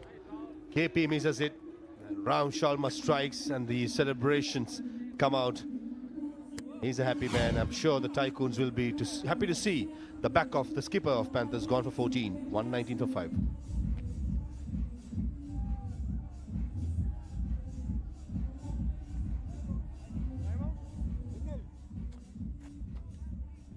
And we've got ourselves an APL Apollo strategic timeout.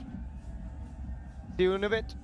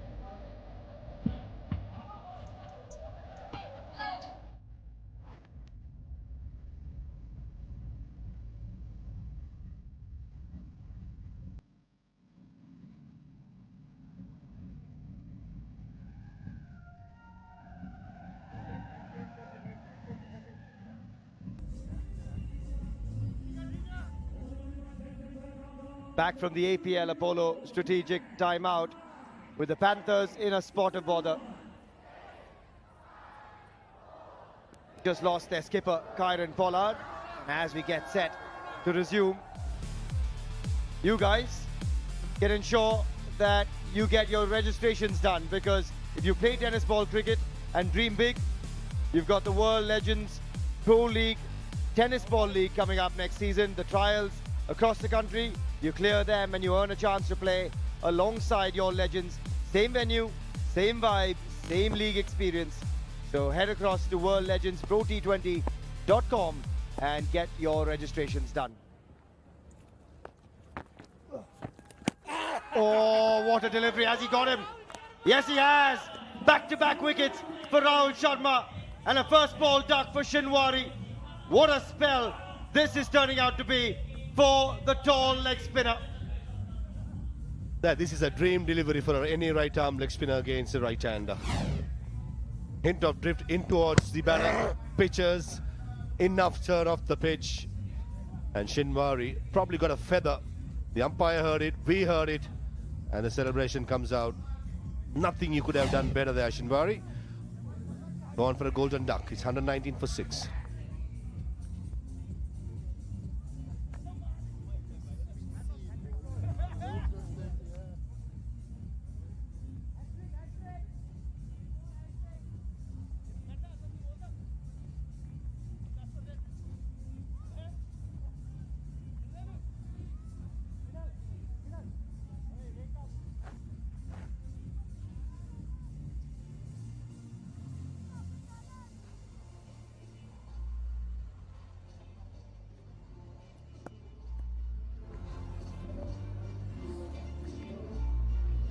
On a hat-trick. We've seen Piyush Chawla pick one up, and he was $50,000 richer. Unfortunately, no bounty, but here we go. Hat-trick ball. And great delivery that met with some respect from Asad Pathan. What a spell though from Rahul this is. A perfect delivery. Outside edge and a very good catch behind. Confirmation, Nixon's picks it up. Enough to send the batter back, and Rahul Sharma with his height. If he bowled this particular length, he's going to enjoy. I said it even before he bowled a single delivery that he's going to enjoy the bounce. And it's exactly what he's been doing. 2 for 21 against a quality side like Panthers. It's full of hitters. He's been the man who has made the difference. Just the 1 run and 2 scalps in the over. Asad Pathan trying to get a move on. Panthers in danger here. And that's a terrific finish as well from Rahul Sharma. Just the 2 runs and the 2 wickets in his final over. 16 gone, it's 120 for 6.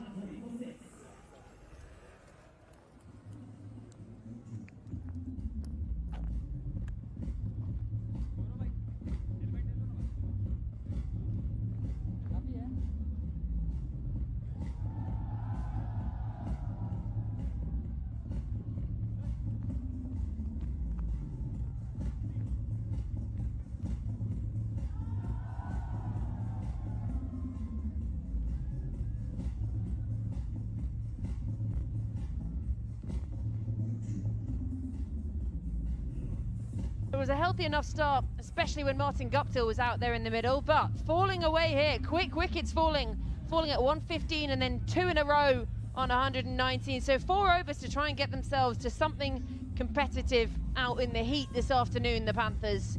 They've got a strong batting up line. Have the Tycoons. They had a day off yesterday as well. You wonder whether that's affecting the Panthers at all. Tidy enough start, single off the first. And we're now going to head downstairs to Shafali. I'm joined by Robin Uthappa from Pune Panthers. Robin, tell me, what do you think? How do you read the match situation right now, and what will be a good score on the board?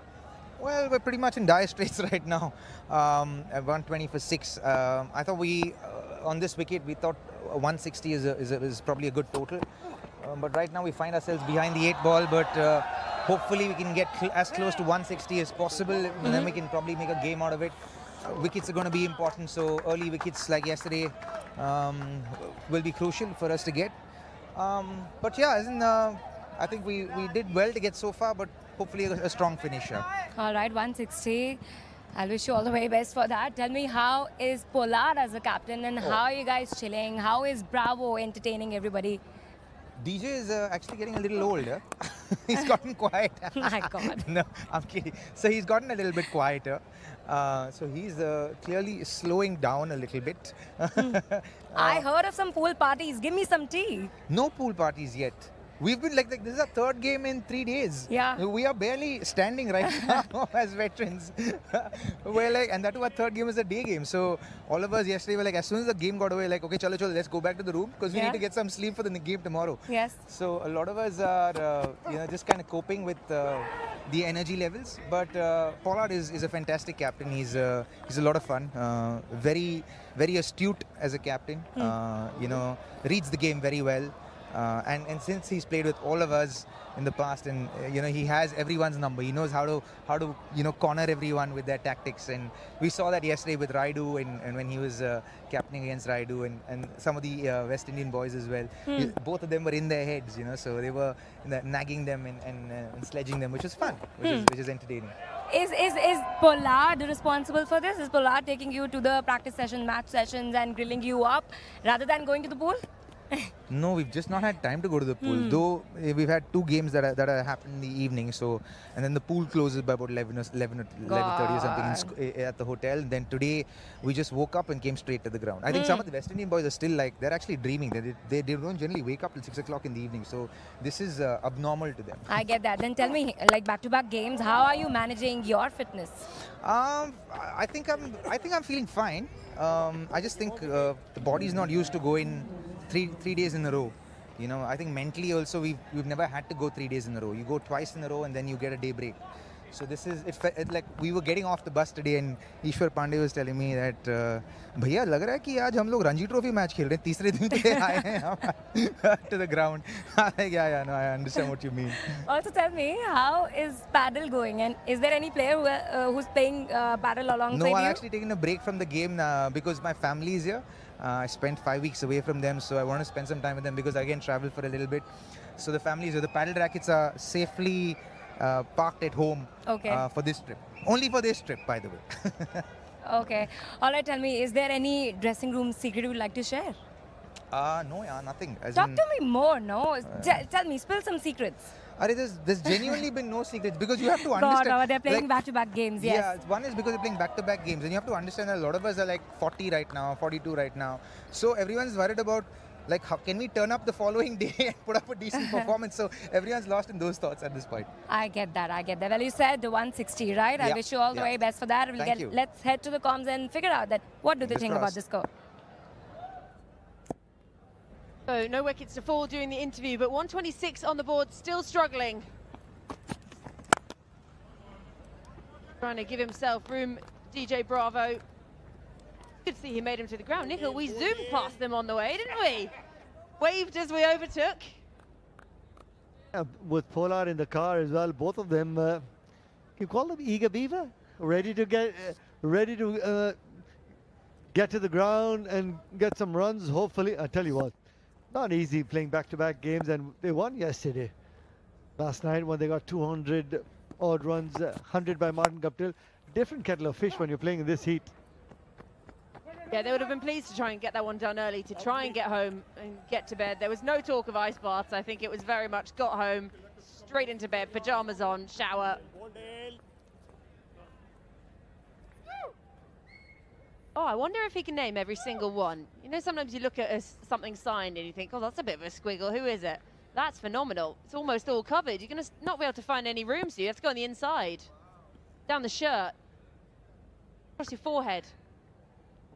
It's all about the World Legends Pro T20 tournament here in Goa. Opportunity for some of the youngsters who are playing cricket, going to the academy. A lot of their role models, they're seeing them in action as well. It's a great opportunity, Georgie.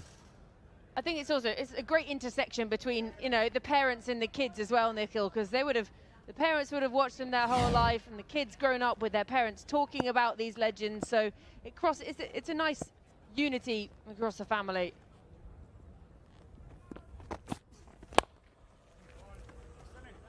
And almost trying to hit it too hard.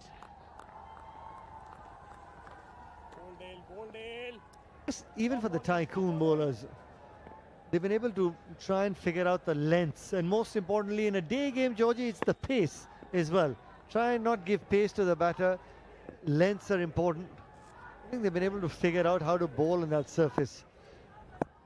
And the Panthers yesterday getting more than 200 runs on board. I guess they were still hungover that day game. We need to try and get across 200 once again. Very tidy over again from Steyn. It's what we come to expect, really. 18 gone, 131 for 6.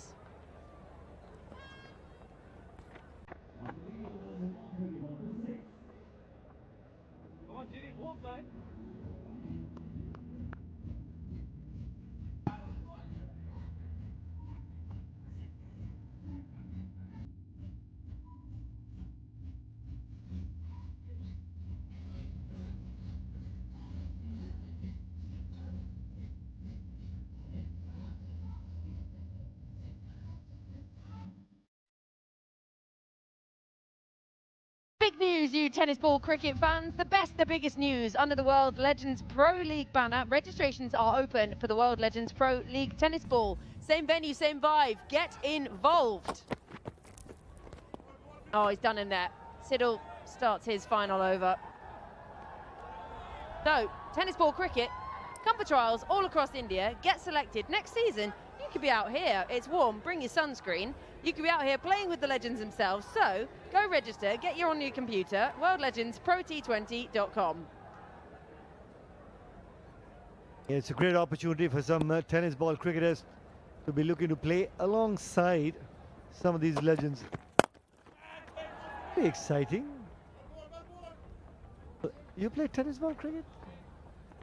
No, but I would if the opportunity arose. I might get onto, what is it? worldlegendsprot20.com, and next season, shove a mic on me, I'll do it all at once. 2 for 1. As a young kid, we played a lot of tennis ball cricket in your garages as well. Come back from practice from the academy with my elder brother and some friends in the colony. A different sort of rules when we play tennis ball cricket. If it hits the wall direct, you get out. You can only get runs straight across the gate. Like backyard cricket as well, isn't it? Okay, Nikhil, I've got one for you. You can have a think about it as well. If there was one rule from tennis ball cricket or backyard cricket that you could bring into the actual game, what would it be? We used to call it one tip, one hand. So if it bounces once and then you catch it with one hand. One hand, one bounce, 100%. So keen. I think we get that one involved. Or, you know, you go over the overs and just get sent off.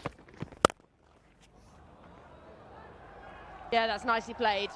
Needed that, a much needed boundary for the Panthers.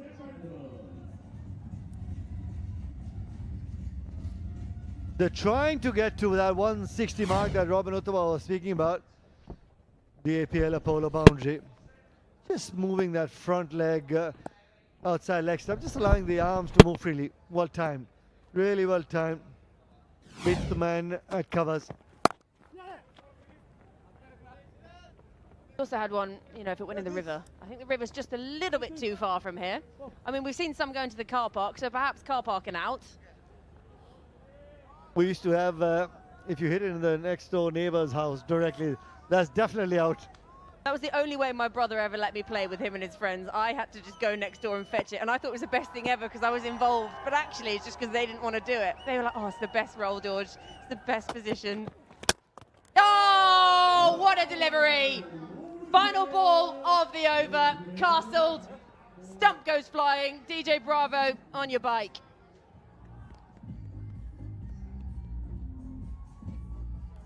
Towards the end of the innings, he's dangerous. Back of the hand, slower ball. I guess Bravo just looking to dance down the surface, just yorked himself. A handy wicket by Peterson. Bravo departs for 10, 139 for 7.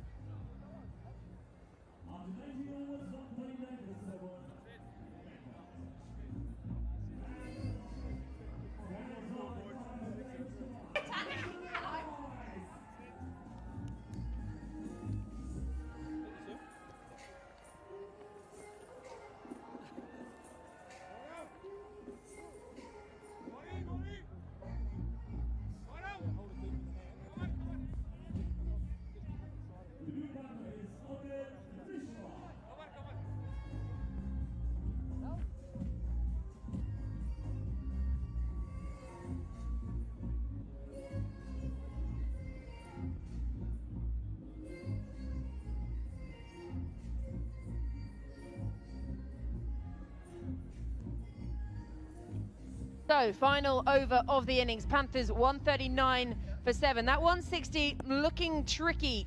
The Robbie Uthappa was talking to Shefali about. So 259 matches, a best of 49. What can they get from this?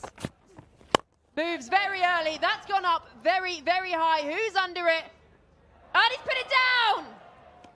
The opportunity was there. When you don't make eye contact with the bowler, it was there. Dale Steyn would be thinking, Gaurav, you should have taken that. Missed opportunity. We all didn't see Dale Steyn's celebration for a wicket. Best bits. The walking stick, the push-ups. Just lay down earlier.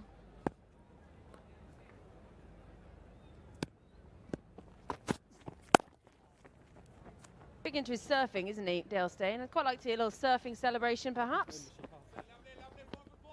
You never know with him, Georgie. We've seen the push-ups as well. I wonder if he tries something different. If he picks up a wicket. 2 wickets that he got in the previous game, wicket to wicket, and then it was a good catch. That's celebration number 1. Then he had the push-ups when he had that catch as well. Bit of whip. Can't get it through the covers. Been economical, hasn't he? That was the most economical of the tournament. Just dealing with that shoulder. We know he's had a few issues with that in the past. Maybe stop doing push-ups and it won't hurt so much. But he's enjoying himself coming back. I had the opportunity to have a word with him. He says, as and when he gets the opportunity to go and bowl a little bit in the nets, he tries to do that. He's enjoying actually spending time with the folks that he's played with, against them, sharing the dressing room, old memories, all that travel, all those memories coming back.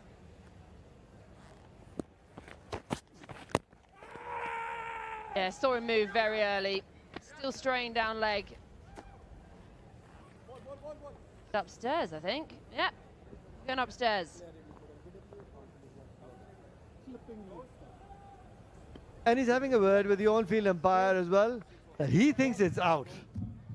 And he went straight away, he says, let me take that review. Still stretching that pec muscle of his. Legal delivery, first important thing to check. Have a look at that. The batsman just moved outside the off stump. Where was the impact? Yeah, it just slid down the leg side. Hint of movement. Maybe it's just that angle as well. Yeah, I would have missed leg stump. Yeah, he's still not happy with that shoulder of his, the right shoulder. Maybe an indication to the physio.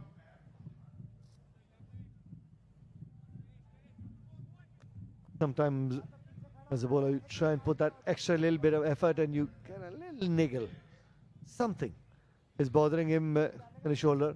Wouldn't be surprised that the third umpire also stays on with the on-field umpire. Is going to be not out. I've got some Voltarol gel in my bag he can use. We're all getting old. You always need some kind of muscle gel somewhere. It's just that angle. Yeah. Original decision was not out, and this, of course, will stay with the original decision. Yeah, you need all those gels because you run, what, 10 kilometers a day. I don't know how you do it, Georgie. Penultimate ball of the innings, doesn't quite get a hold of it, slices under. So 1 more to come. Just 142 on the board. Yeah, that'll help. I could do with one of those, actually. The missing stump later. Oh, there it is. Good form, though, isn't it? Chest right down. All about having fun, enjoying yourself, entertaining all your cricket fans. Oh, he's absolutely done him with that one. Beautiful delivery. Oh, talk about nonchalant. My goodness. He's almost sat down, poured himself a cup of tea, and then thought, oh, yeah, I'll chuck this.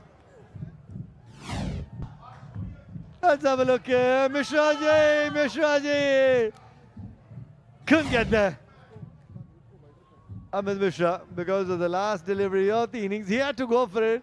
He thought Dale Steyn won't throw it, he threw at it. Well, he's had 2 outings with Misha and he's been run out both times. You know what? He could start playing lawn bowls like that.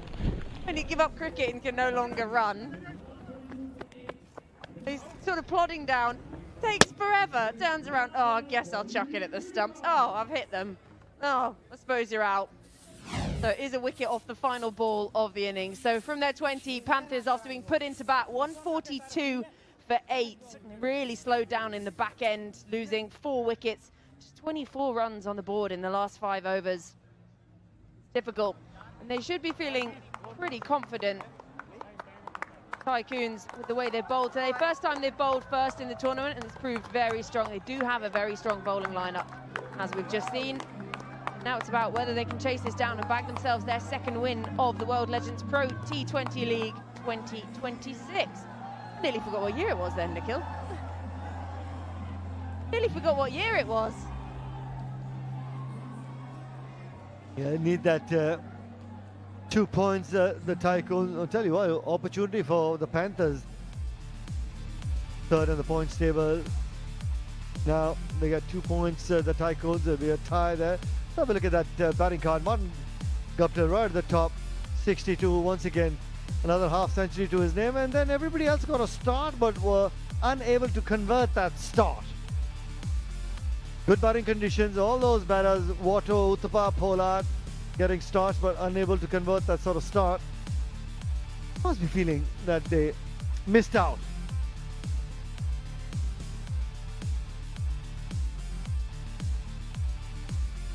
Yeah, that partnership up the top looked like it was just setting a nice foundation, and then Taranga went. Guptill, he stayed out there. Partnership again with Pollard, but once Guptill went, it just sort of all went downhill from there. Getting themselves to 142 for 8, and it's the second lowest first innings total of the tournament so far. Not ideal. Difficult, obviously, having played the late game last night, but they got that done quickly. 6 bowlers used by the Tycoons. Wickets shared around, only Steyn going wicketless, but economy of 7, all pretty tidy. 2 wickets for Sharma as well, bowling his leggies. So they'll be very pleased with that performance all round, and just the 5 extras as well, bowled by the Maharashtra Tycoons, who won the toss, obviously, and decided they were going to have a bowl first. They're looking to try and bag themselves their second win of the tournament, whereas the Pune Panthers, they're riding high on momentum from last night. Perhaps a little bit tired. So in their 20 overs, they made 142 for 8, the Panthers, which means the Tycoons, they need 143 to win from their 20 overs. We're going to head to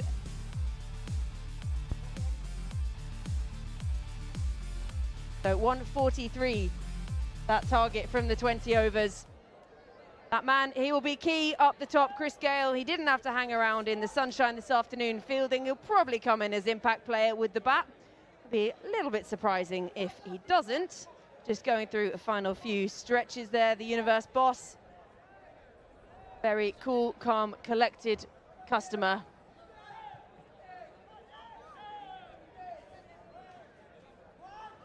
He's not exactly straining himself, is he, in this warm-up? Chris Gale just hanging on the pole for a little bit, thinking, right, okay, played well yesterday, got himself in, got going, and up the top he'll have the likes of Alistair Cook along there. But Chris Gale, all man that you would want to break the back of any chase. That 143, the second lowest target we've seen set in the World Legends Pro T20 League so far this year. So they should be feeling pretty confident to come through and chase that one and get their second win, the Tycoons. They don't exactly look stressed at all. And we're now going to head downstairs to Jess Grow. I'm here mid-innings, and beside me I have Martin Guptill and Upul Taranga to hand over the orange leading run scorer cap. So if you could do the honours. There we go. I mean, what a title. Already in the comp leading run scorer. Another half century out there for you today. How did you find today? See, our third game in a row, so, you know, the body's a bit tired and everything like that. But no, got the end of the innings a little bit wrong there. Towards the end, too many wickets and not enough runs. So hopefully we can bowl well and restrict them. And of course, a new surface today. How did you find it was playing? Early on was quite nice with the new ball, skidded along beautifully. After that, slowed up a little bit, but as we just didn't quite have enough partnerships through the middle to set the end up. Was 140 about par, do you think? I think with the start we had, we probably should have got more. We just kept losing those wickets sort of through the middle and the end, and then we weren't able to utilise the back overs. So hopefully our bowlers can do a similar thing and take wickets from the start. And coming back from an extraordinary victory yesterday, and of course that huge century from yourself as well, how much confidence did that fill you with as a batting unit? Yeah, it was good last night. We obviously put up a big total and things, but new day, obviously the confidence is there, but you've got to adapt to what's in front of you, and we didn't quite do that well enough today, but hopefully, as I said, we can take wickets through the innings and restrict them. Absolutely. And from what we saw yesterday, of course, the absolute grit and fight you all showed in the field, you got the game done very, very quickly as well. Of course, now going out there defending 143, does that fill you with confidence in doing that? I think we've got the bowling unit to do it. It's about putting them under pressure straight away. Obviously, they've got a strong top order with Gale, Cook, and obviously Sean Marsh as well. So we've got our hands cut out for us, but hopefully the boys can pull it off. Excellent. Well, great work again. All the best for the next innings. Cheers. Thank you. Thank you. Back to comms. Martin Guptill striking it nicely, 3 half-centuries so far, and that puts him top of the table in the World Legends Pro T20 League. For the most runs, he gets himself an orange cap that's maybe just a slightly different shade of orange to the one he was already wearing for his Pune Panthers team.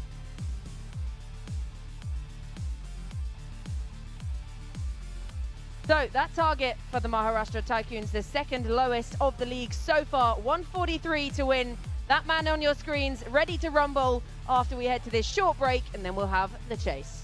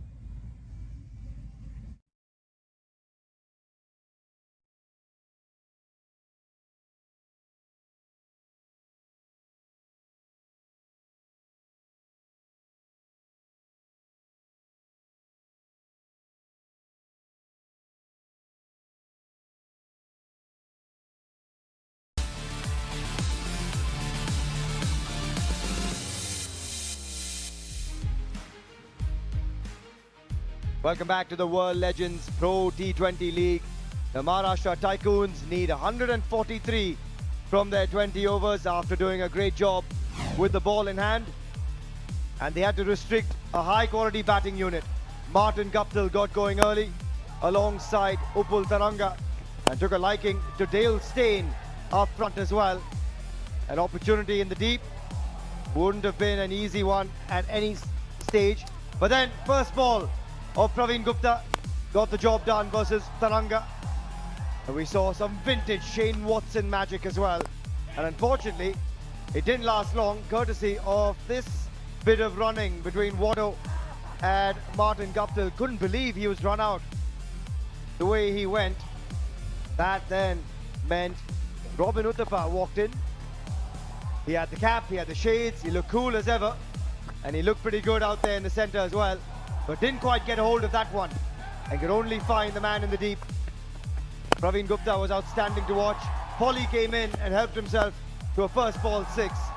As Martin Guptill carried on his merry ways to pick up another half century before he was rattled by Carlos Brathwaite.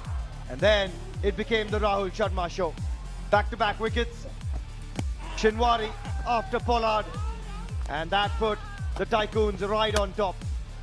Peter Siddle kept it that way as the Panthers kept losing wickets at the wrong time.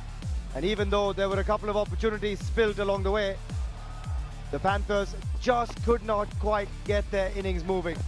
And even at the very back end of it, while Mishi sprinted for his life, Dale Steyn said, "I'll have you in my pocket, thanks very much." That was side. Are sitting only 4th at the moment. Pune Panthers, after a win yesterday, 3rd, but they haven't quite done the best of jobs with the bat in hand so far. And we'll take you through the qualification scenarios, because at the moment the Lions and the Delhi Warriors have already ensured qualification. And it's pretty simple. The Panthers, they take on the Tycoons. If they win this match, they qualify directly. If they lose, it now depends on other results going their way. For the Tycoons, meanwhile, currently in 4th, they play the Panthers today. They still have one game versus the Dubai Royals. If they win both, they qualify. If they win one today or the next, they'll also depend on other results going their way. And for the top 2, remember, Delhi Warriors, they're already through. Dubai Royals, they're now in last spot. And for both these sides, it becomes mighty important. They've got to win and hope for the best.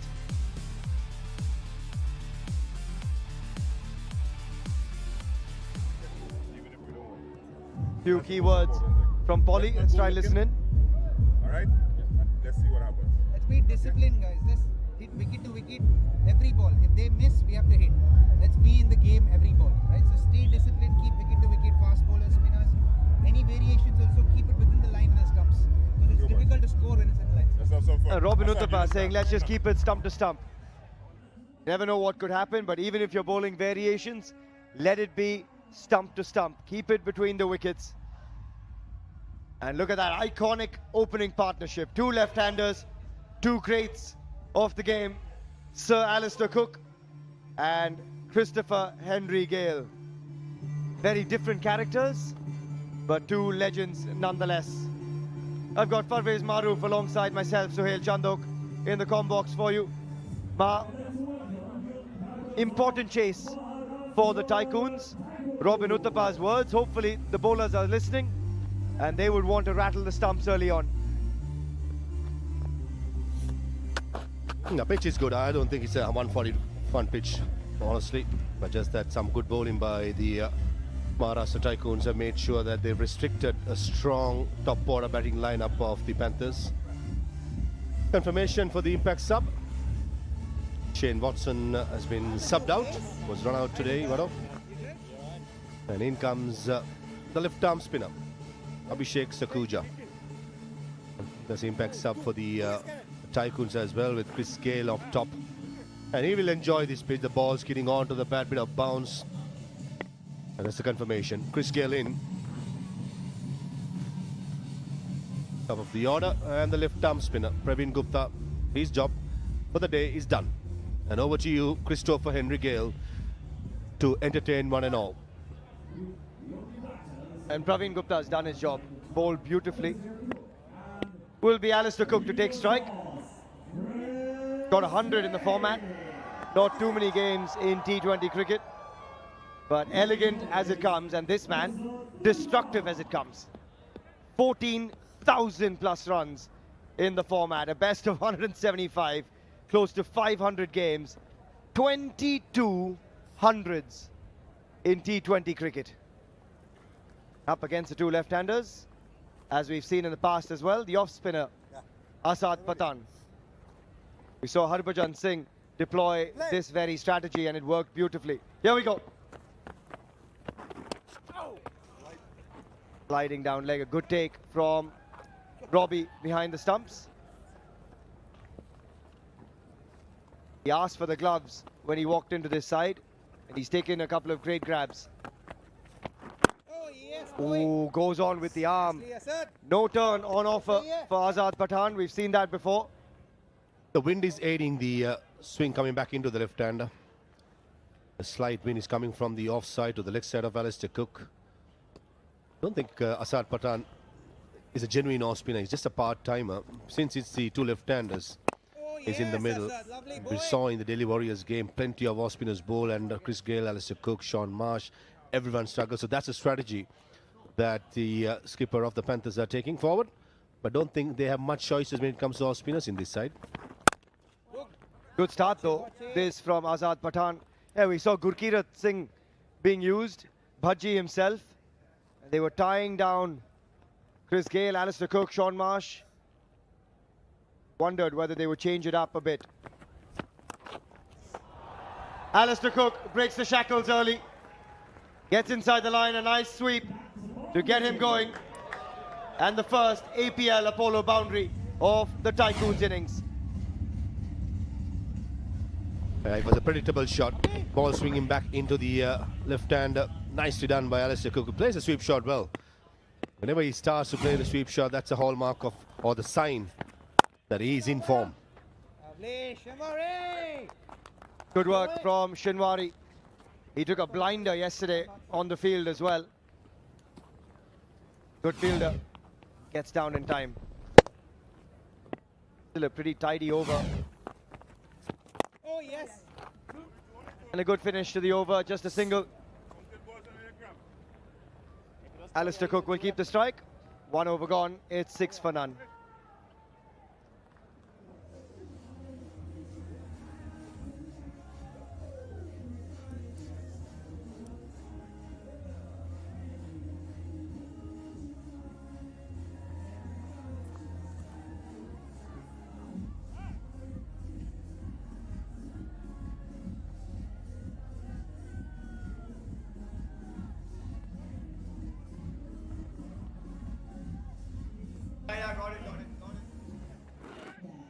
Six for none. And Ishwar Pandey into the attack. They would love an early wicket here. Two legendary names out in the centre. Sir Alistair Cook alongside Chris Gale, and this man, Ishwar Pandey, with the opportunity of trying to break this game open for the Pune Panthers. They need the early wickets, given that they're only protecting 143. Oh, almost chops on there. Such different characters as well, Maha. Sir Alistair Cook on one side, all elegance and poise. Chris Gale on the other end, stand and deliver. Inside edge to the board, luckily not to the stumps. A lovely statistician who's very efficient with all the stats he provides us. He says that Chris Gale and Alistair Cook has more than 35,000 international runs between them. But in this competition, both the left-handers goes less than a run a ball against off-spinners. So that's an indication on a slow pitch, off-spinner bowling it slower is the way forward. But unfortunately, I don't think much choices are available for the Panthers, except Asad Pathan, the part-time who bats, bowls a bit. Great numbers from our statsman Karthik. And Ishwar Pandey yesterday dispatched both the openers, Shikhar and Kirk Edwards. But that time around, flicked. There is protection in the deep, but nothing he can do either. Wonderful bit of timing from Sir Alistair Cook for another APL Apollo boundary. A down ball there to Sir Alistair Cook. He loves it towards the leg side. Martin Guptill probably misjudged the bounce. He thought the bounce will make sure it will just punch into the outfield, but rather he just skidded on. Good start for Cook, and Christopher Henry Gale yet to face a delivery at the non-strikers.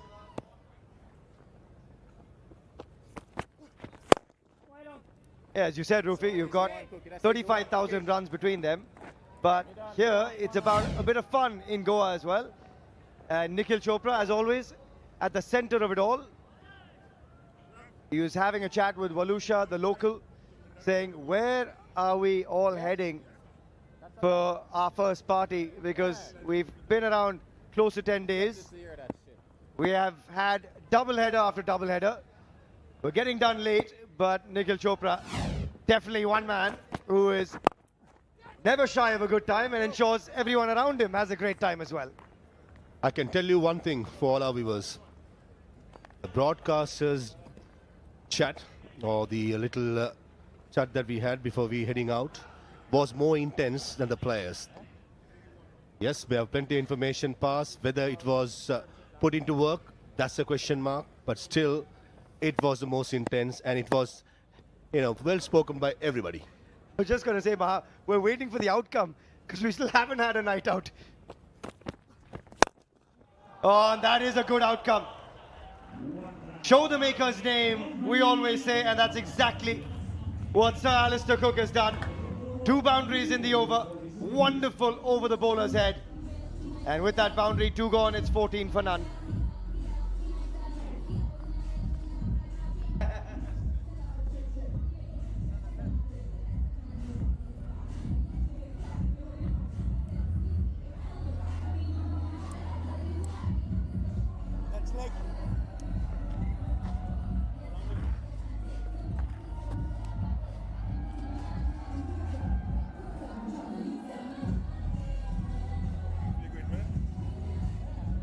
Fans had poured in to the 1919 Sports Cricket Stadium here in Goa.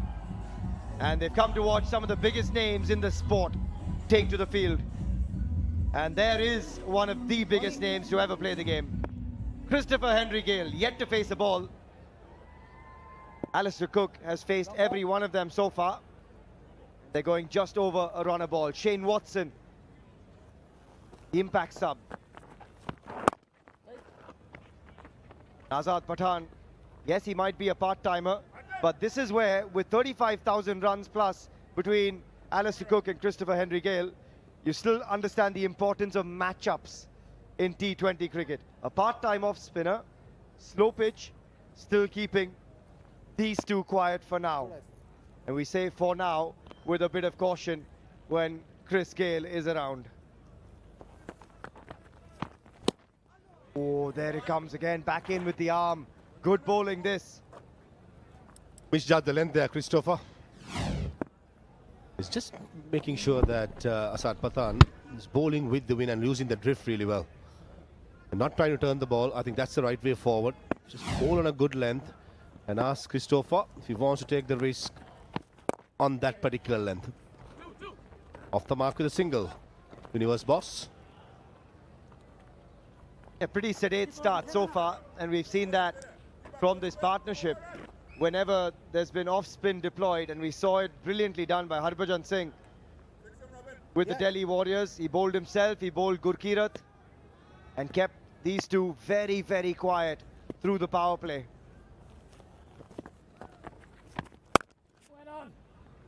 Again, can't find the gap. Azad Pathan has done a great job in this over to back up a decent first over as well. Just a 1 run from the first 4, and he's getting through these balls quickly as well. Again, can only work that single away, and it's over to Chris Gale, and you tend to believe something's boiling. Doesn't stay quiet for too long, and he promised us after the last game that he was going to go after the 6 sixes in and over. Chris, hang around. We'd love to see that. Yes, boy. Oh, but that is just wonderful stuff from Azad Pathan. Just the 2 runs of the over. 3 gone. It's 16 for none.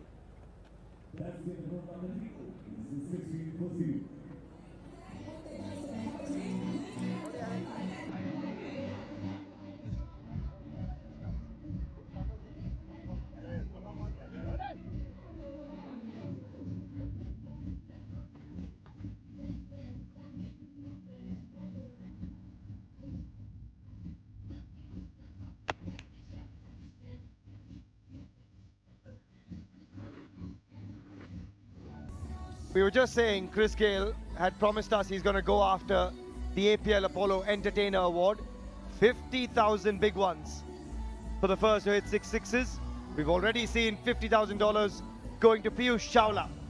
First man to take a hat-trick. Rahul Sharma was on a hat-trick today. And 25,000 for 6 boundaries. Oh, just gets through on that occasion. Rajput a little quicker than Ishwar Pandey, who tends to float it up with the in-swing. Misjudged the length there, Alistair. Rajput will be getting more bounce than Ishwar Pandey since he likes to hit the deck hard. Certainly again, just like the spinner, it's going to be about the length. Remember Robin Uthappa in the little chat in the dugout, in the huddle, he said that wicket to wicket. Nicely played behind square. Should be just a single with Christopher Enrique just ambling to a single. Not interested to run. He believes in 4s and 6s. He's run his 2s on the opening day, Maha. We saw a couple of 2s run by Chris on the opening day. And I think that was that. No more 2s in those legs. Just a few 6s and 4s. And he's going to size up Ankit Rajput here. The greatest cricketer of our generation. And love that. DK with some fan following all the way here in Goa too.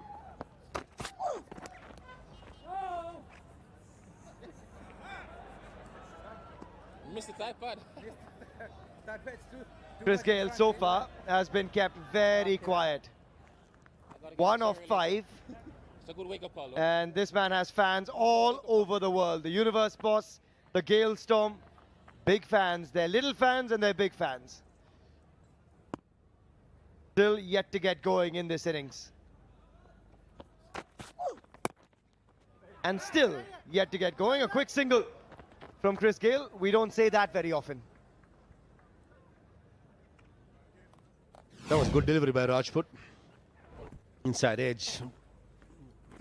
I think that they ran it. I thought Christopher Enrique probably did not fancy facing Rajput, who can surprise the batter with pace.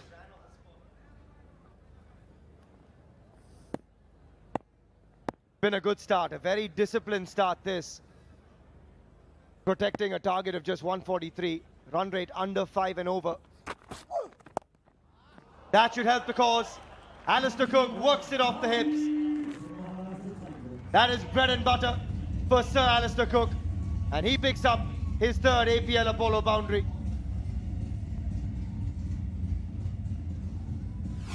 This was a freebie with 5 leg in the circle. Yes, important to hit the deck, but not the line though. Alistair Cook loves it to his hip, to the knees, to the foot, full down the leg side. Was helping on its way and batting deep in his crease. That shot has prompted the 3rd man into the circle, and 5 leg has dropped back. This time in front of square. There is a man there, and Martin Guptill will keep it to just 1. 4 overs gone. It's 23 for none.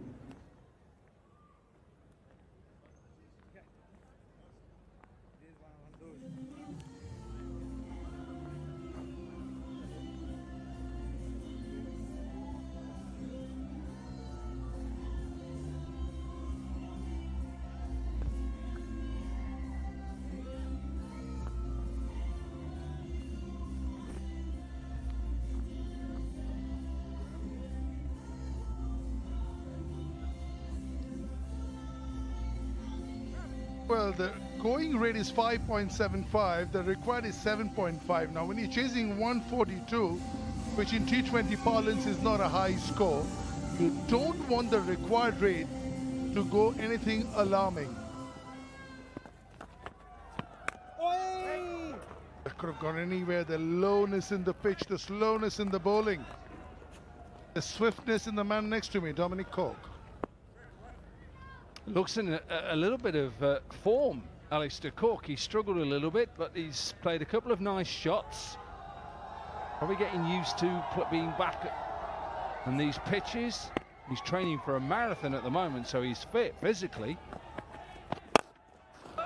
Beautiful. Stunning hit. Dominic Cork, all yours. Cannot believe this. I think Chris Gale can't believe this from the other end. We're watching Chris Gale, whose strike rate is 33, and Alistair Cook, whose strike rate is 130.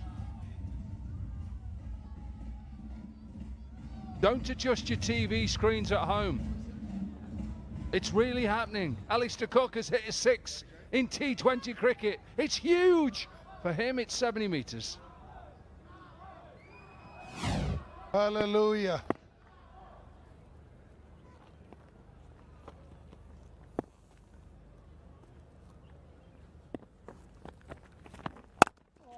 That's more where he loves it, but he's found the fielder.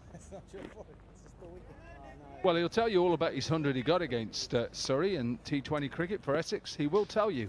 And he hit a 6 that day. Another one. Has he cleared it? APL Apollo Maximum. Somebody give Dominic Cork a seatbelt. Somebody give Dominic Cork a seatbelt. Well, I'm just checking now. I'm checking to see how many 6s he got in that 100 for Essex.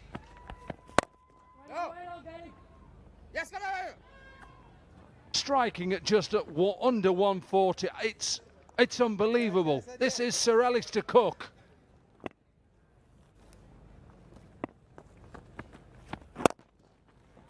Nicely punched off the back foot. 13 of the over, 5 gone, 36 for none.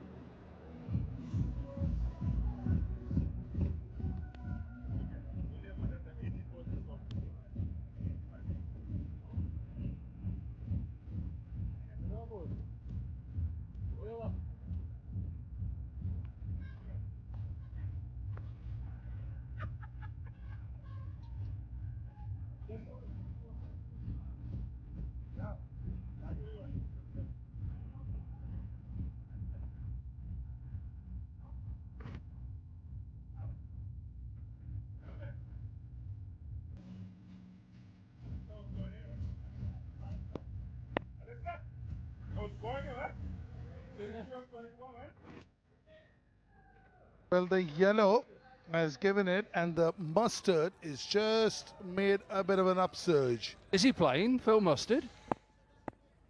Well, he's certainly cutting the mustard. Certainly is.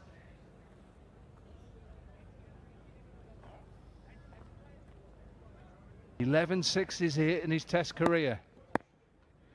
In a lot of Test matches. 161, was it? He hit 4 in that game, T20. Wow, he's looking in good form. Test cricket, Dominic, as you've played a lot of those, doesn't require 6s. It's horses for courses. It does now if you want to be part of Brendan McCullum's machine. Strike rate, 6s, boundaries. Didn't work so well in Australia. And not so in a couple of other places too. Absolutely. They have to just reevaluate how they go out and play this game, Test cricket. Oh, Henry Gale. We know who she's supporting. Look at the smile. Well, to get Chris Gale out early is exactly what the Panthers wanted. A little bit of an inside edge. It doesn't matter. Take him. He's been one of the best. And Rajput gets the first wicket for the Panthers. Absolutely. Chris Gale goes to 2. Tycoons 37 for 1.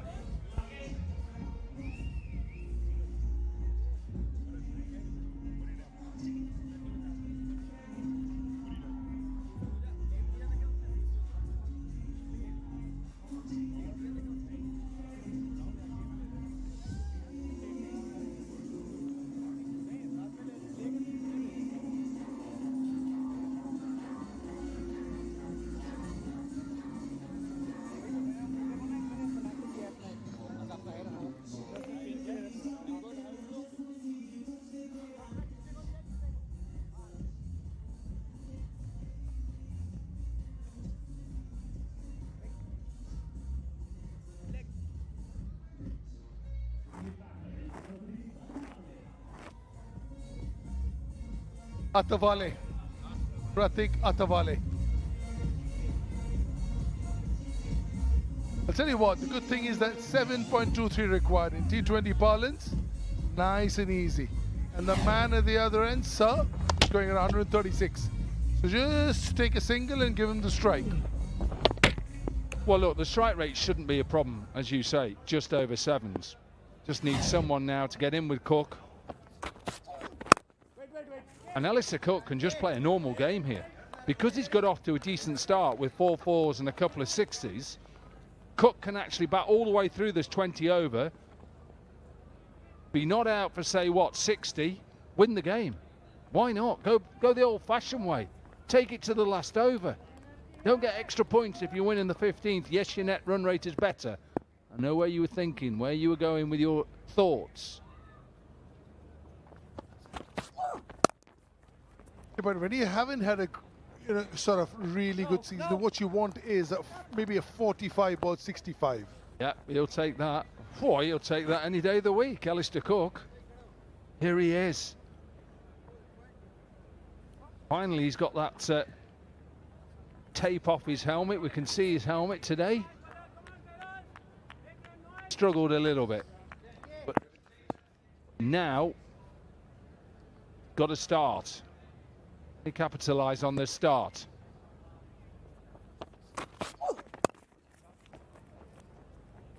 Yeah, if you look at his face, he is quite red. He's been running, I said he's training for the marathon back home in London. Yesterday he ran 20 kilometres in this heat. So he's a fit man, let me tell you. Wow. Look, it was probably early in the morning. And I think a couple of days before he'd done about 12 to 15 kilometres, and it's just he's building up his stamina.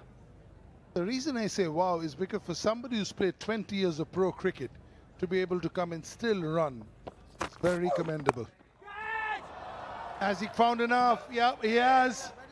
Missed that fine leg fielder. APL Apollo maximum. Power play over Tycoons 45 for 1.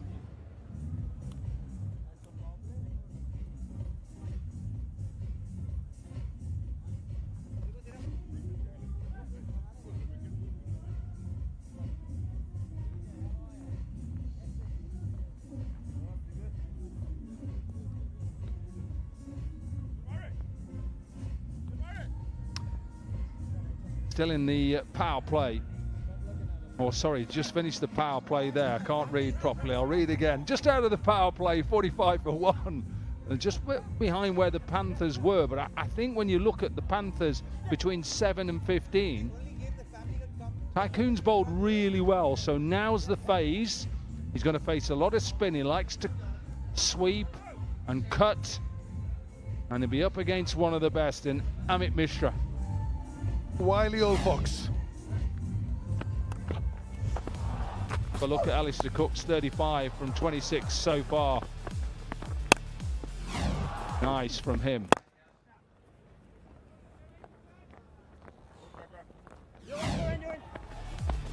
That to me is the shot of not just the innings, the shot of his tournament so far, running down and straight back over the head. The end of Chris Gale. Struggled. I called that shot 3 days back. He gave me a bit of a hard time saying that he's not coming down the wicket. I'm foreseeing things. Amazing when he just comes out of that bunker what he can do.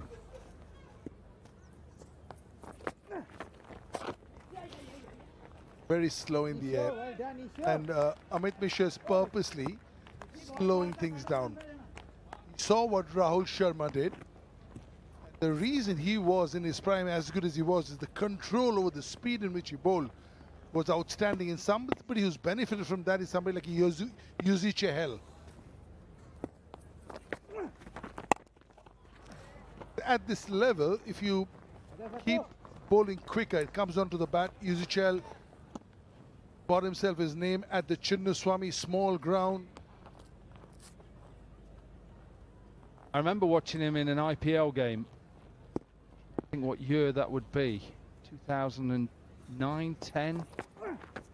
Oh yes. Bowling for. Now I'm thinking. I'm guessing a little bit. I think it was as they used to be called, the Kings 11 Punjab. I think. And he was bowling against Mumbai Indians against Tendulkar. I think it was definitely Tendulkar.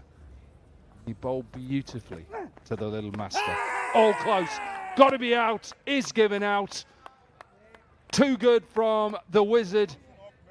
He may have to have a look at it. He may try to refer it, but I think this is smashing into the stumps. He's looking at Cook for some confirmation.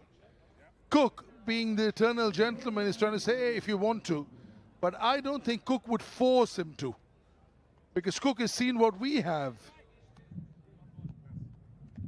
Cook says if you feel if you've got a bat on it or something, it's on you. He never touches the line. He never flirts with the line. So no ball is never an issue with Amit Mishra. Beautifully bowled. That's the slider. Oh, gone. Inside half of the pad. Corky. No chance. Middle of middle, please. Thank you for popping by.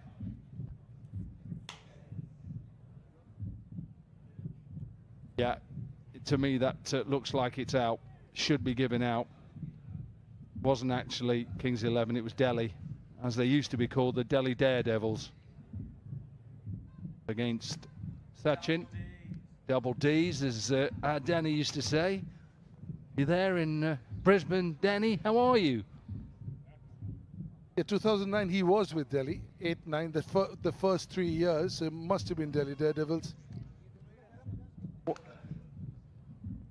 Have a look again. So pitches in line, hits him in line, hitting what, middle leg? No, middle. Take that. Middle of middle. That's an excellent decision, an easy one, and a review wasted in my opinion. Atawale leaves for 8.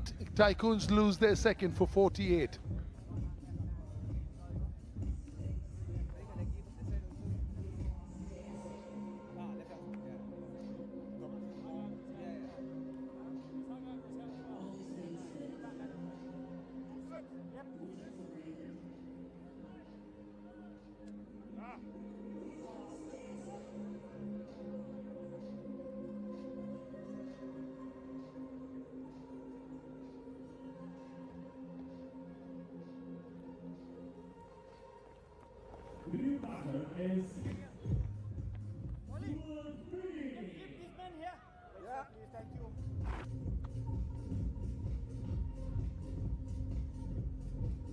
Stuart Binney.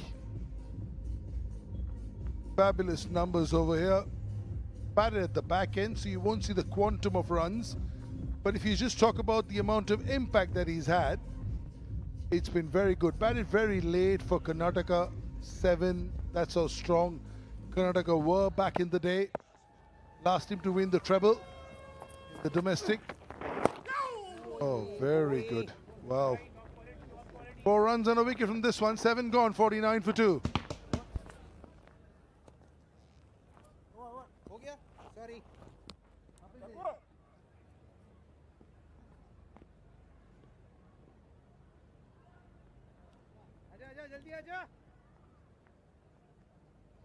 Let's change, boys.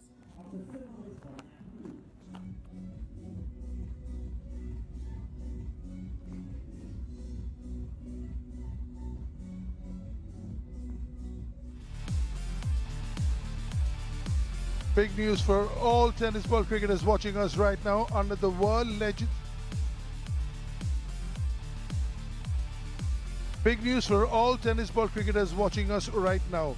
Under the World Legends Pro League banner, Registrations are open for the World Legends Pro League Tennis Ball.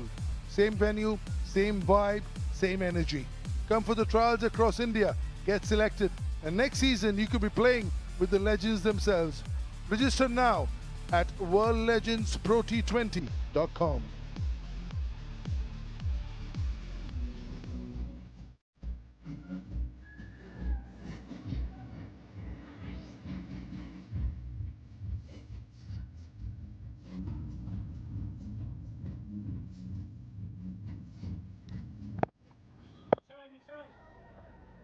Abhishek Sakuja.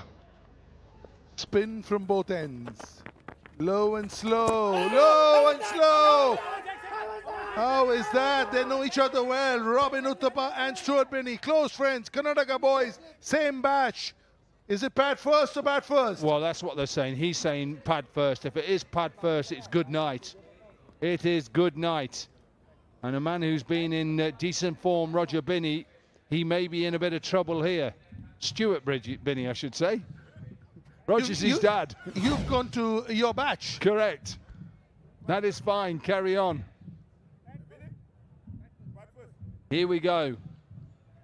This is what our third umpire is looking at. Does it hit the pad first? You bet it does. He may have to go here. Hits him in front of middle and leg. And he's walking off already. Stuart Binney is walking off already. He's not even waiting. He'll have to be told by the third umpire or the fourth umpire to wait. But that is definitely pad first. So very good from Robin Uthappa just to say no, definite. And Sakuja had said no, because from front, he probably had a better view. But Robin Uthappa overturned him and said, hey, listen, we are going. Because I heard the pad noise first before the bat noise. Very good friends with Robin Uthappa and Stuart Binney, stalwarts in Karnataka, South Zone, India A for years. Well, they've just walked off, not even waiting. It looks like Sean Marsh is halfway in the middle. Stuart Binney's still waiting on the pitch, just in case. Here we go, just for clarity. Out. He can now leave the field. We'll just show you on the board. He's given it out. Very, very good. Stuart's gone. Gone for 1, 49 for 3.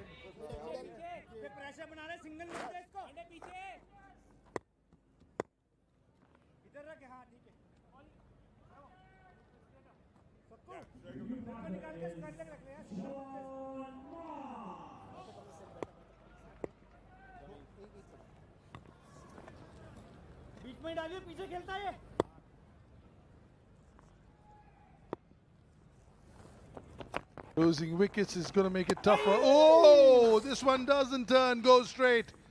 Slip in place, all happening out there. I like this. I like this from the Panthers, who, let's face it, 142 shouldn't be enough, but they're just causing the Tycoons, or causing them to panic. Now then, in the air, just bounces short. It's a good effort from DJ Bravo. Look at this for presence of mind as a cricketer. 50 comes up, steps out and hits it, doesn't hit it off the screws. In fact, that's what could have saved him. Once Bravo comes and realizes he can't, he gives it the body behind. Look at that for commitment. Also the respect between the two Trinidadians, Pollard and Dwayne Bravo, brilliant. I love the way Bravo called Pollard rich uncle. Cook, rock solid as ever, non-strikers end. This could be interesting. This could be interesting. Cookie is running the marathon, but there it's about running slow and long, not about speed. Well, he says he's okay. I'm not so sure. He thinks he's all right. He's asking the umpire. Oh, he's just said, yeah, I've just got in. He's just said he's passed. Let's have a look. Lactic acid build up. Oh, it's close. I think he's okay. Get those legs going, Cookie. I have to just slow that down just a little bit. Oh, we're okay. Carry on.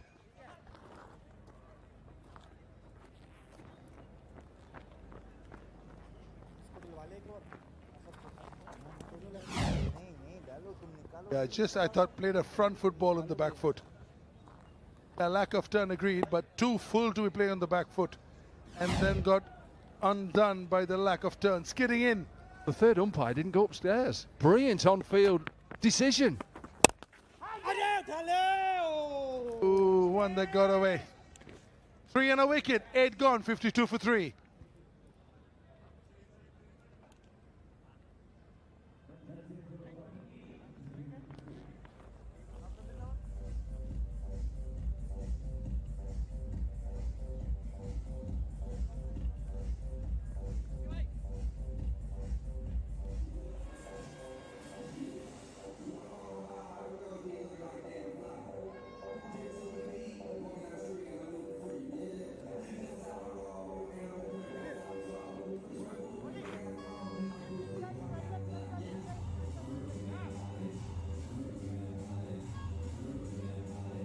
$52 for 3.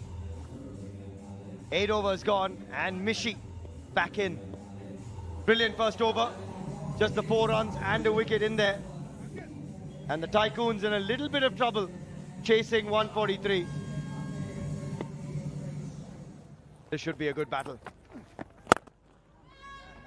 Can't quite get under it, just a single to Marsh off that first delivery. We've got Shifali catching up with the lovely crowd in Goa. Goa की जनता मेरे पीछे है, इनसे पूछते हैं कितना enjoy कर रहे हैं, ये बता दो फिर कौन सी टीम को सपोर्ट करने आए हो? पुनेरी पल्टन, पुनेरी पल्टन, सारे पुणे वाले हैं। पुनेरी पल्टन, पुनेरी पल्टन, शाम वाले मैच के लिए महाराष्ट्र टाइकॉन्स। अच्छा, कौन से लेजेंड को सपोर्ट कर रहे हो यहाँ पे? किसके लिए सबसे ज्यादा तालियां मार रहे हैं? कारियन पोलार्ड, क्रिस्टल, कारियन पोलार्ड, मार्टिन गुप्टिल वाले भी हैं यहाँ पे, गेल वाले भी हैं, ब्रावो वाले भी हैं, और क्रिस गेल वाले ज्यादा। क्रिस्टन। अच्छा, मुझे एक बात बताओ कि ये 1919 स्पोर्ट्स स्टेडियम में ये स्टेडियम कैसा लग रहा है आपको? यहाँ का एक्सपीरियंस कैसा है आप लोगों का? मजा आ रहा है, बहुत मजा आ रहा है। कितना अच्छा लग रहा है कि यहाँ पर फैमिलीज के साथ, बच्चों के साथ आए हैं 1919 स्टेडियम में, ये सब के सब एंजॉय कर रहे हैं, और काफ़ी सारे लेजेंड्स भी हैं इनके परफॉर्म कर रहे हैं। भज्जी भी आके शाम वाला मैच खेलने वाले हैं, श्रीशांत आने वाले हैं। Are you guys excited for it? Very excited.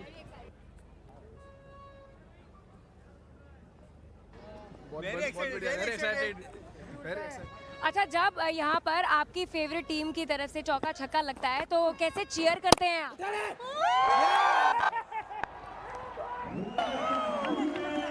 यही एक्साइटमेंट चाहिए, लेकिन फिलहाल विकेट आ गई है। हम चलेंगे सीधा कमेंटेटर्स के पास। And would you believe it, Amit Mishra picks up another.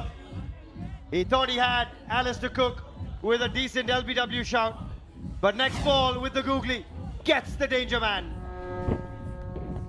It's such a craftsman, Amit Mishra. Couldn't control it, couldn't keep it low, but an excellent catch by Ankit Rajput at covers. That's another big blow for the Tycoons. They're 4 down now. And Alistair Cook, who was looking good on 39 of 33, will have to make his way back. 55 for 4 Tycoons. I think he's been asked to stop. It's 55 for 4. Just waiting for a confirmation of the catch. I think the umpires want to have another look at it. Looked good on first glance. Has he spilt it on the grass? He was pretty confident straight away. Interesting to see. Closer, slowed down look at this. That angle's not going to help necessarily. Alistair Cook was walking. Ankit Rajput went up straight away.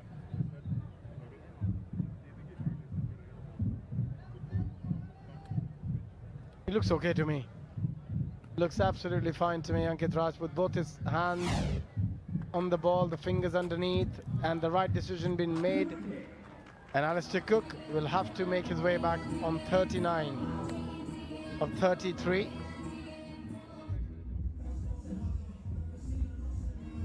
Tycoons 55 for 4. and we've got ourselves an APL Apollo strategic timeout coming your way.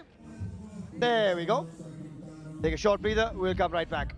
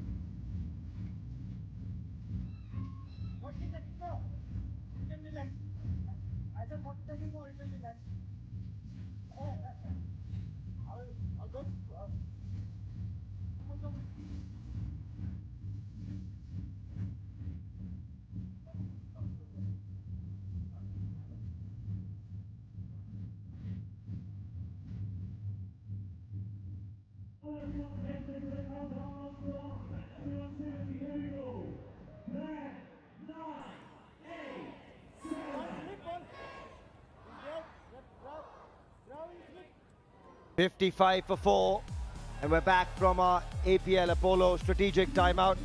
And big news for all tennis ball cricketers watching, because under the World Legends Pro League banner, you can now play alongside the legends. Registrations are open for the World Legends Pro League tennis ball.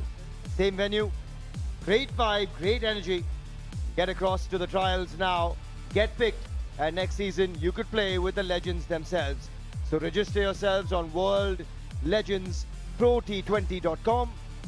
Get to those trials across India. In comes Sarul Kanwar. We've seen him play a heroic knock already in the tournament. Can he back it up when they need it the most? Got Abhishek Junjulwala alongside myself, Suhail Chandok here. Mishi tosses one up, inviting Sarul Kanwar, but just a single to finish another good over from Mishi. 9 gone, 56 for 4.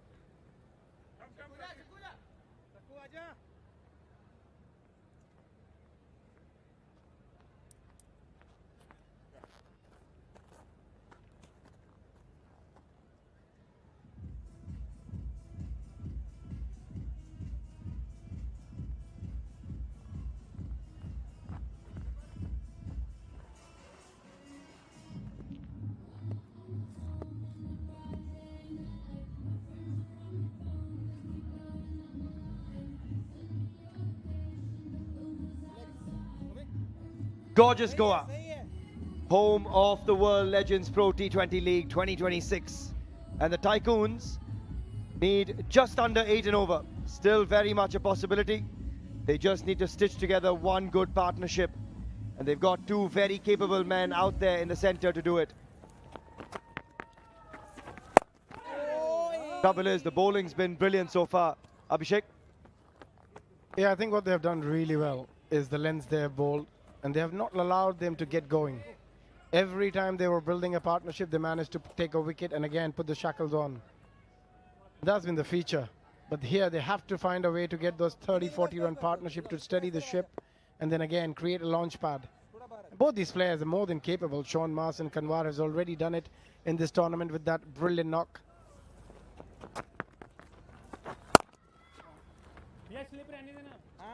Not much turn on offer at all. Got an 80 odd of just 36 delivery. But this man yesterday was brutal. Perfection in terms of the line.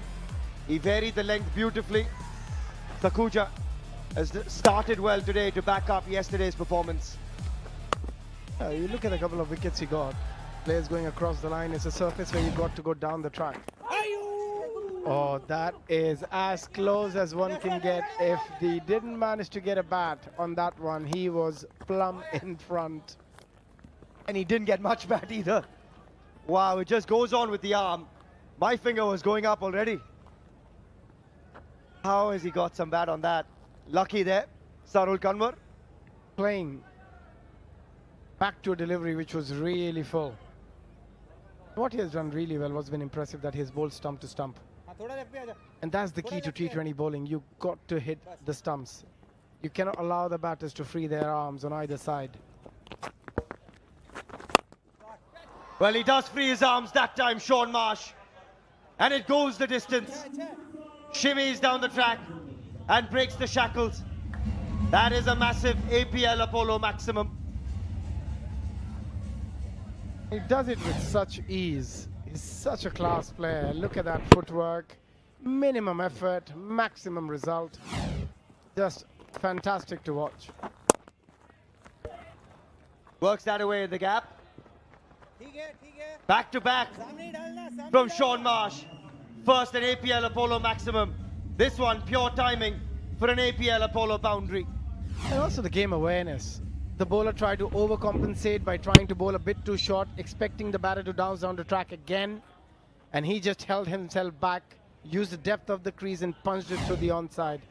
Nicely done. This is the game awareness. This is the experience we often talk about. And it only comes with a lot of games under your belt. And suddenly, the required rate now just 7.5. Kids on that time, but a good over nonetheless for the Tycoons batting unit. 10 gone, 69 for 4.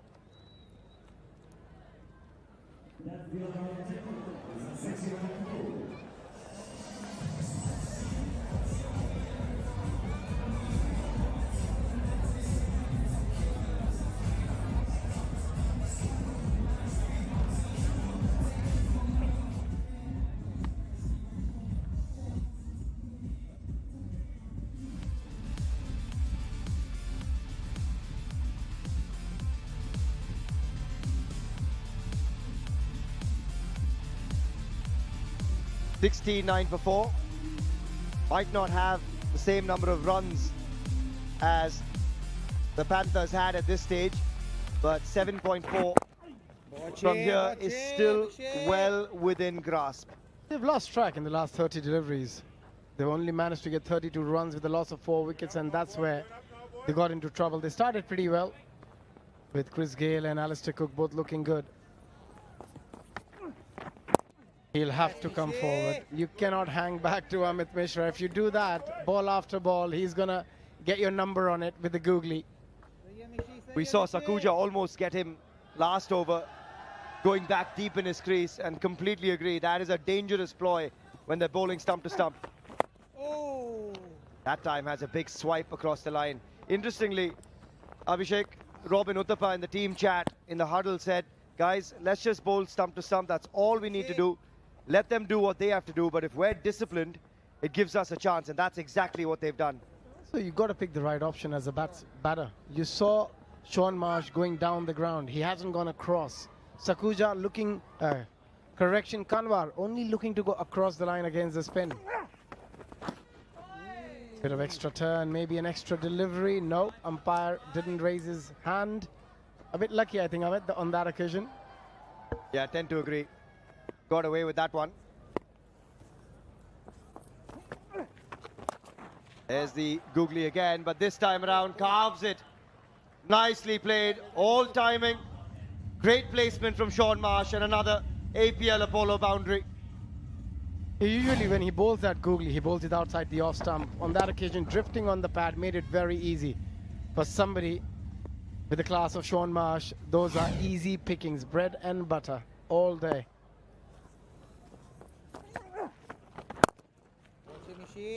Still a decent over from Mishi. Boundary in it, but just the 6 runs. 11 gone, 75 for 4.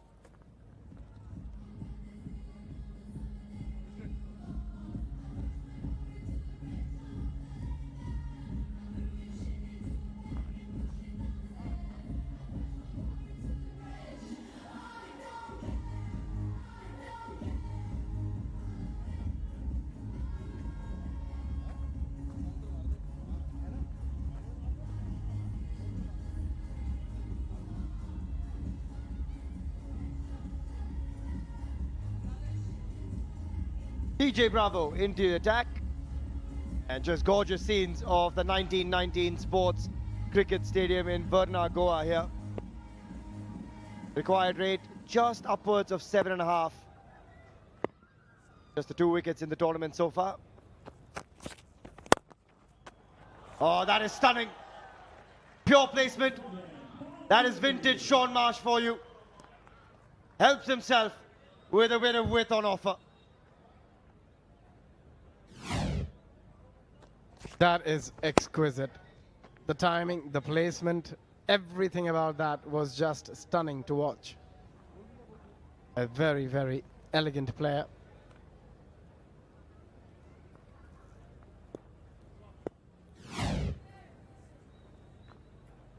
DJ Bravo, just a little bit of a loosener that time. And we often talk about not to give any room on either side, especially if you're bowling that length, really full length. You just allow the batter to free his arms. There's a change in field. The cover goes back. There's a deep third as well. Beg your pardon. There's a deep point and a deep extra cover. And there's an in-between cover point and a short third. It's a very unusual field, and you get that with Bravo. And there's a short fine and square leg inside the 30-yard circle as well. And surprise, surprise, he'll keep it outside the off. Great timing that time as well. Another man who times it well, Shane Watson standing by. That's right, I'm joined here by Shane Watson. Shane, an excellent start with ball in hand for the team. What have you made of their performance so far? Yeah, we've bowled very nicely. The wicket, if you bowl stump to stump and sort of bowl just back of a length, there's enough in it to be able to try and get on top of this game. But so far we've bowled very nicely. We just need to get Sean Marsh out because he's looking in very nice touch at the moment. He absolutely is. And now coming back from a clinical win yesterday, that must have filled you with a certain amount of confidence as a team. Oh, it very much did, yeah. We played very nicely. It was a very dominant performance last night. And we just knew we had to bat well again. And unfortunately, we just weren't able to get enough partnerships. My embarrassing run out also didn't help the cause as well. So there's a couple of things that we didn't do exactly right. But we're still a really good chance. And there's another wicket, let's hope. And there is. There we go, a wicket has gone, you're in luck. Let's go back to comms for a minute. Watto, you've proved lucky for your boys.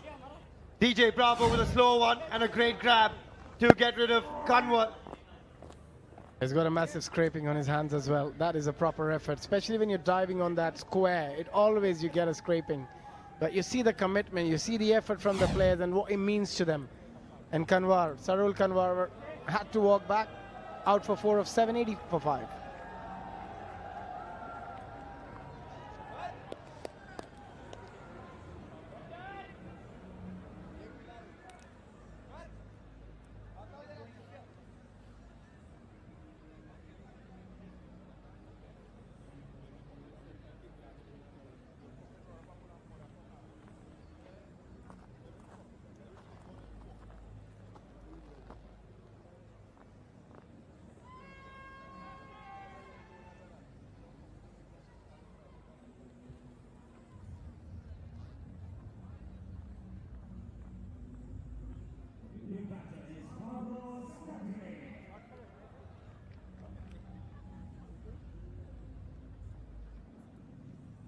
$80 for 5, and the big man walks in, the captain, Carlos Brathwaite.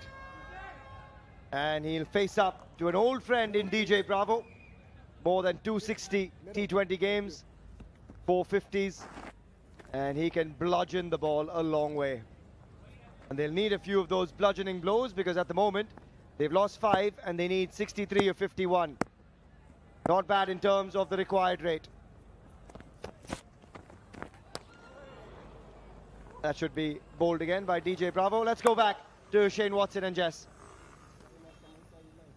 Back from that wicket, Shane. Sorry to interrupt you. Was talking about the innings so far. Yeah, well, that's a very important wicket. We've got 2 more important wickets coming out with Carlos Brathwaite and Sean Marsh. But yeah, from a batting perspective, we just needed our middle order, just even a partnership of another 20 runs would have gotten us up to a total where we would have felt more comfortable defending. But look, the way the pitch is playing and the bowlers we've got, we're still a really good chance. And now you started this comp as captain. Of course, the role has now been shifted over to Kyron Pollard. Another wicket. Another one. We're going to go back to comps again.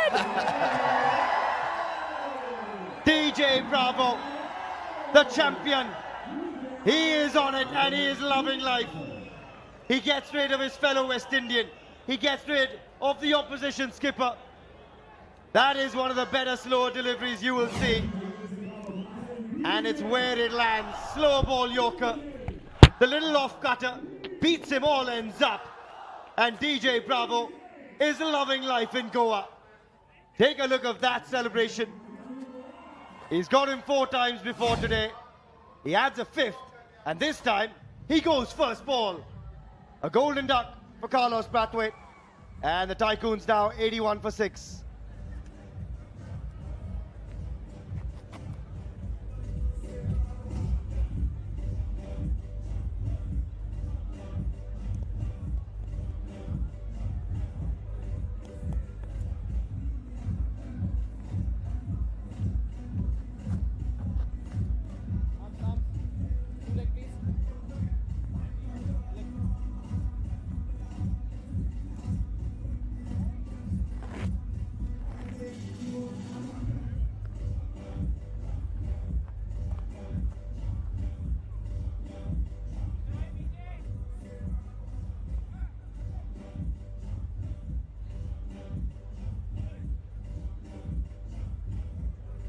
DJ Bravo has just turned the game again. 2 wickets in 4 deliveries. Huge smile on his face. And yes, there's 62 to get off 50, but 6 down. He's brought the Panthers back. Oh, how good is that? Take another look at this one though. Slow ball Yorker, as good as it gets. He played it too early. He played it too early. That was a wonderful slower. Look at that. Where was his bat finishing? But he enjoyed that one, getting his countryman, Carlos Brathwaite, and how dangerous he can be. As such an incredible performer over the years. And then that move, who can forget? 2 wickets really sets them back here, the Tycoons, in this over. That is outstanding from DJ Bravo. 6 runs off the over, 2 wickets from it as well. 12 gone, it's 81 for 6.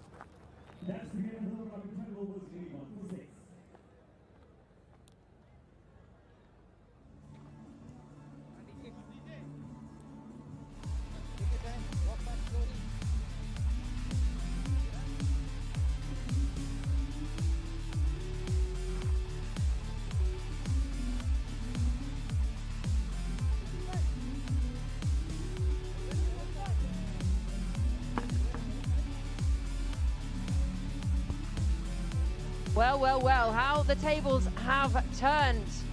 Trouble stations now for the Maharashtra Tycoons. Quick wickets falling, that of the captain as well. Sean Marsh is trying to hold the fort at the moment, 25 from 14. But some sensational bowling from DJ Bravo. Not only did he whip out the dance moves, the crowd absolutely loved it, Monty Panesar. Yeah, brilliant dance moves from DJ Bravo. He's got the crowd erupted here, and that was a brilliant slower ball. We know how much of a great bowler he is in T20 cricket. He's shown that there, and he enjoyed getting the opposite captain out because he was probably his West Indian teammate. And see how much that wicket he really enjoyed and loved.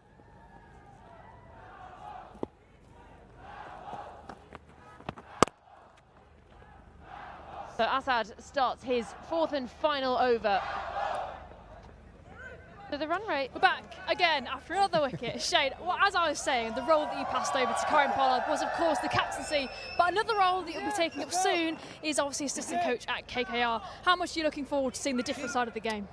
Yeah, I'm looking forward to the KKR role in a huge way. It's a franchise that I've admired from afar, playing against them for a long period of time, and now I get a chance to be able to work within the franchise. DJ Bravo is the mentor there. Abhishek Nair is the head coach. So yeah, I'm super excited to be able to get amongst it and help as much as I possibly can. And we all know what kind of character Bravo is. How have you found it playing alongside him? He just brings such great energy. He's one of the real good guys in world cricket, and you can see he just loves entertaining. He loves getting out there and putting on a show, and he's been brilliant today. Hopefully a few more wickets from him and the big wicket of Shaun Marsh to get us over the line today. A very big one, and of course now you've seen the side of coaching and of course commentary as well. Do you have a preference there? Look, both are a lot of fun. The commentaries are absolutely privileged to be able to talk about the game that you love and talk about the incredible skill that's always on display. Coaching-wise, it's more of a real fulfilling sort of role. Another wicket as well. This has been a great Another stint. one. I'll just stay here, shall I? We'll go back to comms again. Well, I think they've taken the review on this one. They're going to head upstairs, more in hope than expectation, you feel.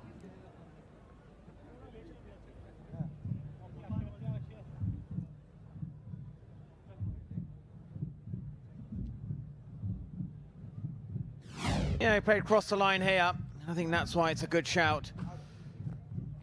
That when you view this closely, yeah, he's got his fingers behind the ball.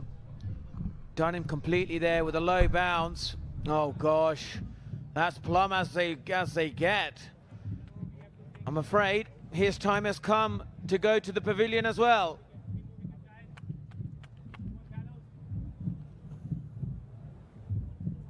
Fought back so well here, the Panthers. It looked like they might have a subpar score on the board. Bowlers have come to the party.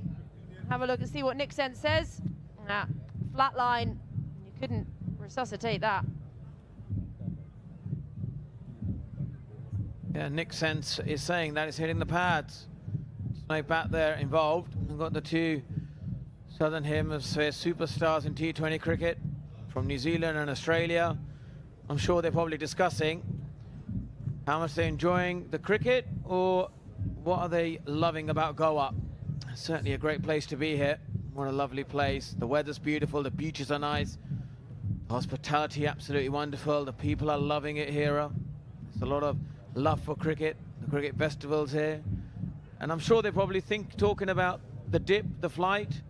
Is it the slower pace bowlers they're finding hard to hit? But whatever it is, the T20 superstars are all here in this wonderful league. Still waiting on that decision from the third umpire, sent upstairs. Really can't afford to keep losing wickets at this point, but given out on the field. Another look at this one.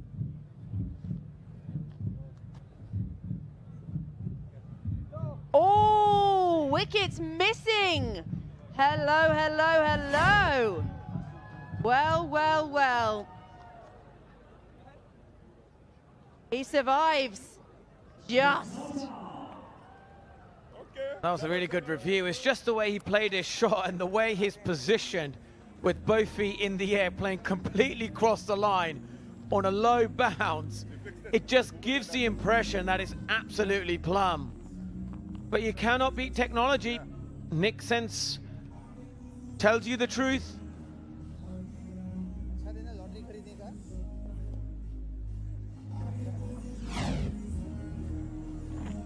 There was the confirmation that he does survive. So, 84 for 6, 2 to come in this over. This partnership could be key. They're looking to get back to winning ways, the Tycoons. Oh, he's fallen over. And he's found the boundary. Sensational stuff. He can't even believe it. He's still on his bum. It's an APL Apollo boundary. Yeah, he's got a nice wide, short delivery. And exactly what he needed when he was playing the previous ball across the line. And there, He falls on the ground, but he times the ball superbly well. And as he watches that ball while he's on the ground, he just races to the boundary. Nicely tucked away for a single. Ascend to the 13th over. Tycoons 89 for 6.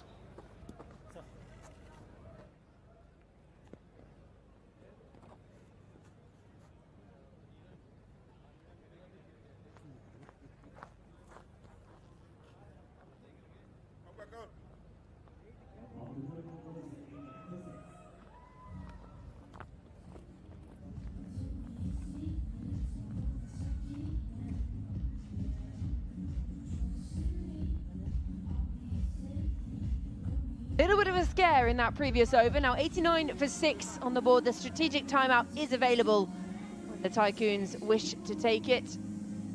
At target 143, so 54 needed of 42. The equation mathematically run scoring wise, fine. It's the wickets that are the problem at the moment. This partnership is key. Sean Marsh is key. And this man, well, sensational stuff from him already. You're absolutely spot on here, Georgie. It's the wickets that have fallen. They were 2 for 48, and now they've tumbled down from 8 to 81 for 6, and at 89 for 6 right now.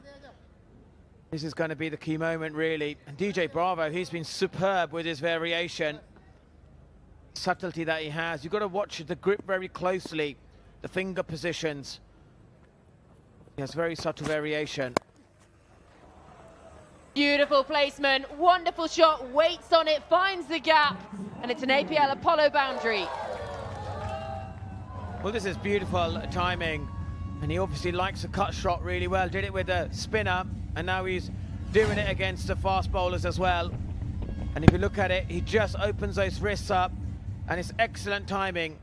Just pierces the gap.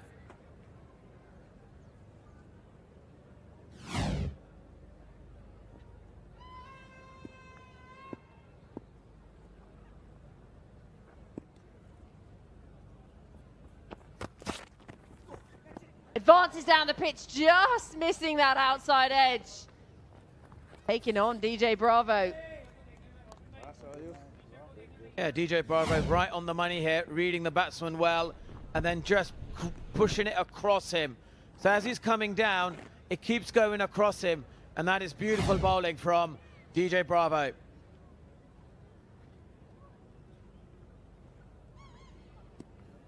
And I feel the way they play against his bowling is going to be absolutely key. They want to shift the momentum towards Tycoons. It's good running as well. They've got to be decisive.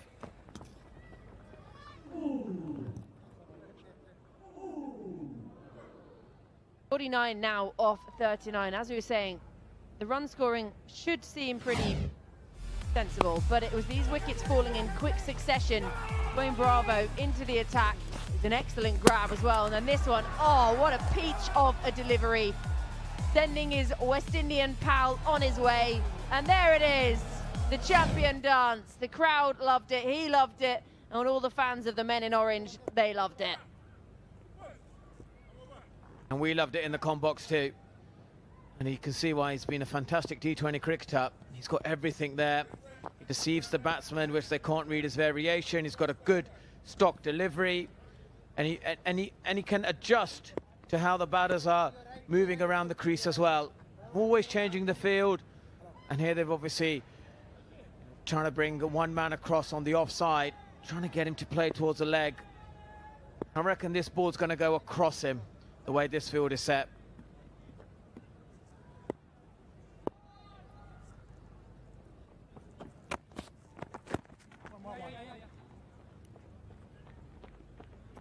Single. You don't have to take too many risks because of this run score, you know, find a boundary here and there. They start taking risks, they lose wickets, it's done. This is really in the balance at the moment, this game now. Tycoons know they need to find themselves a win. Wins in the next 2 games, they qualify for the top 4. There's only 2 spots left in the top 4 now. Yeah, exactly. And the run rate keeps creeping up every dot ball. So you're absolutely spot on here, Georgie. And again, that's a variation. We can't pick it. I don't know how the batsmen pick it. This is Well, Mishra, he's certainly been watching Luton play yesterday when they won 1-0 against Blackpool. Not quite at Arsenal level yet then, Monty.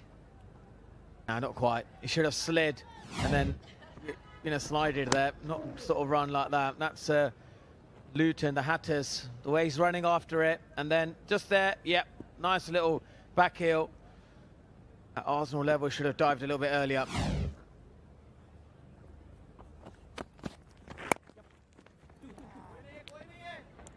Should just be a single, but they're looking at who it is chasing it, and they're going to come back for a second. 2 off the final ball of the over, 10 from it. 14 gone, 99 for 6.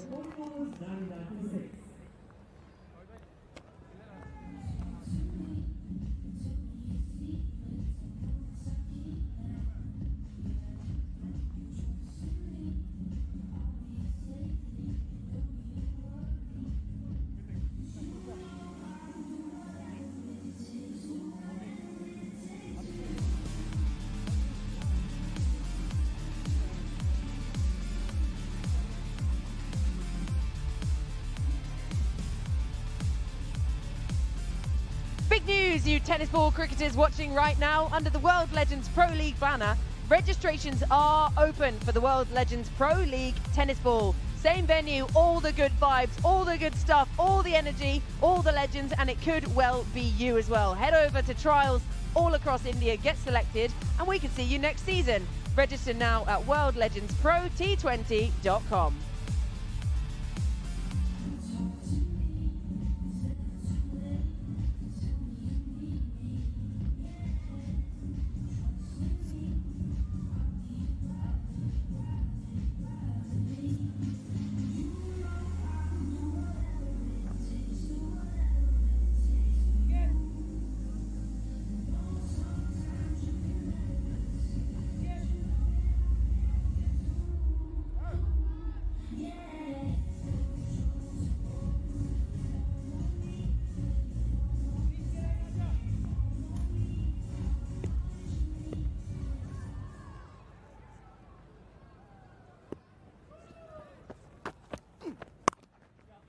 Kieran Pollard for the first time today.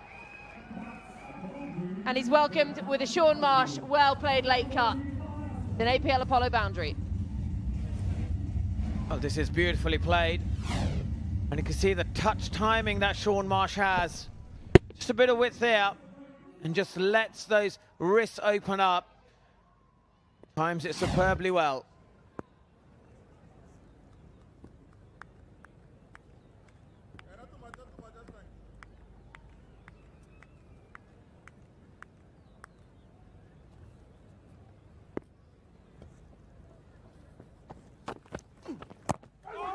Oh, almost plays on.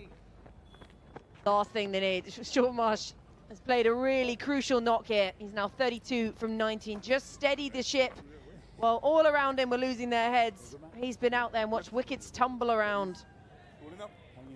Yeah, this could go down to the wire. And Sean Marsh prefers to play off the back foot. It's a slightly lower risk shot because he's not taking the aerial route against the seamers. And you can see why he wants to do that. Someone like Kieran Pollard, he'll probably play the cat and mouse game here. He'll use his variation, try and get the batter possibly on the front foot. It's interesting how he wants to. He'd rather take the low risk option at the moment. Rotating the strike nicely, these two. Building that partnership, 24 from 17 now. Sean Marsh, he's crucial here, 32 from the 19 that he's faced. Looked in good touch at times as well throughout this tournament. Yeah, the game is evenly balanced. To win 38 or 33. The key man for that is going to be Sean Marsh.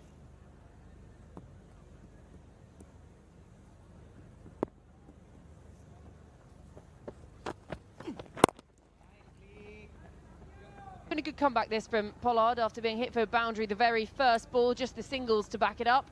That's all they really need at the moment. 37 now from 32. So low risk cricket. Yes, you can think about net run rates and all those kind of things in tournament, but the key thing is to bag the points from the win, and that's what they need. Yeah, they need Sean Marsh there till the end, to be honest. If they've got any chance of winning this. 37 runs from 32 is probably quite an easy task, but the 6 wickets are already gone down. This is the key man here, the left-hander Australian.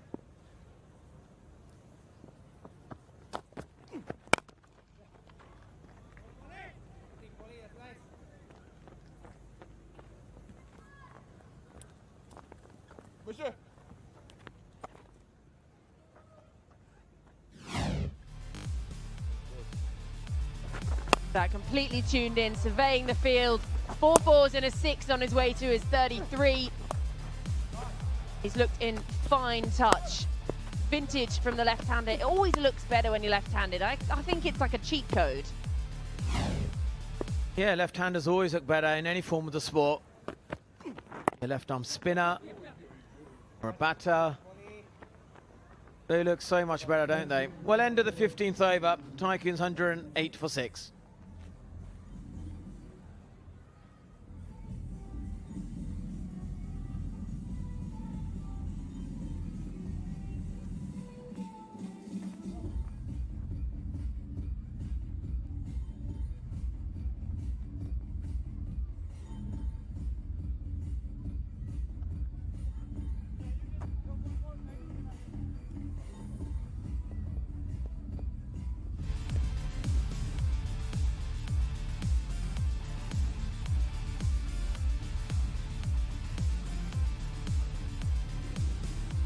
So third playing fourth at the moment. There's just 2 spots left in that points table. The Warriors, they've clocked their spot into the top 4 already. Played 3-1-3. Bob's your uncle, easy as you like. The Rajasthan Lions, 3 wins for them from the 4 that they've played, so they're happily into the top 4 as well. 2 spots still up for grabs.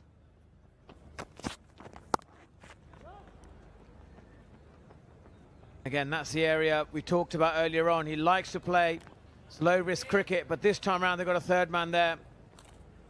DJ Bravo is equal to the task. He knows exactly what Sean Marsh wants to do. He wants to be there till the end. So the Panthers, they're currently sitting in third. They've got a game against this Tycoons. If they win the last match, they directly qualify. Lose the match, it depends on other results. Gold again. Whereas their oppo, the Tycoons, they're currently sitting in 4th. So if they win both these matches, including today, they will go straight into that top 4. Otherwise, they win one of them, and then it will depend on all other results. And that's the last thing you want. You want to be able to take it in your own hands straight into that, rather than having to sit around and wait and see what happens in other games. Advances at DJ Bravo. Just be the single after all that excitement. Yeah, again, the both left-handers are looking to that area behind square, into that third man region. And they've got to now change their game plan. To win, they need 33 off 27. So for the Thunders, they've got to win their last match, and then it depends on other results. And the Royals, they currently sit at the bottom. They've got to win their last match and depend on other results. So tricky for the Dubai Royals. The men in purple, they lost heavily last night to the Panthers, and that will have done real damage to that run rate as well. Oh, Sean Marsh goes downtown. A couple of bounces for an APL Apollo boundary. Well, he did change his game plan, and he changed it to hitting it straight. And this is a clean hit. And this goes straight, and he must have enjoyed that boundary. It's must needed. Beautifully played down the ground. The timing was absolutely magnificent.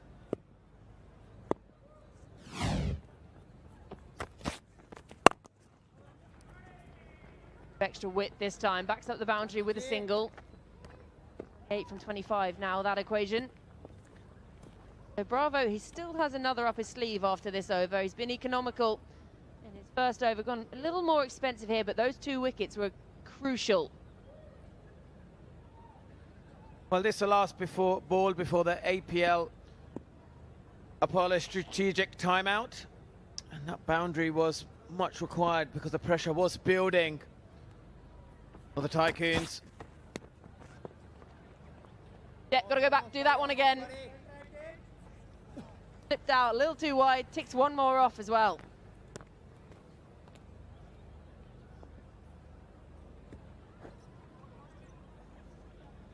He's got to bowl that ball again. This could be a big ball coming up. He's already gone for a boundary, already gone for 8 runs from this over.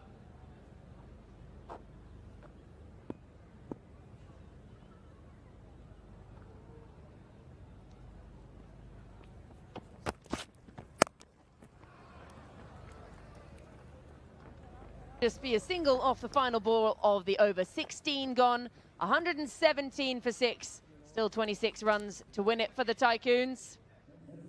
Got 4 overs in hand, and before that we're going to have an APL Apollo strategic timeout.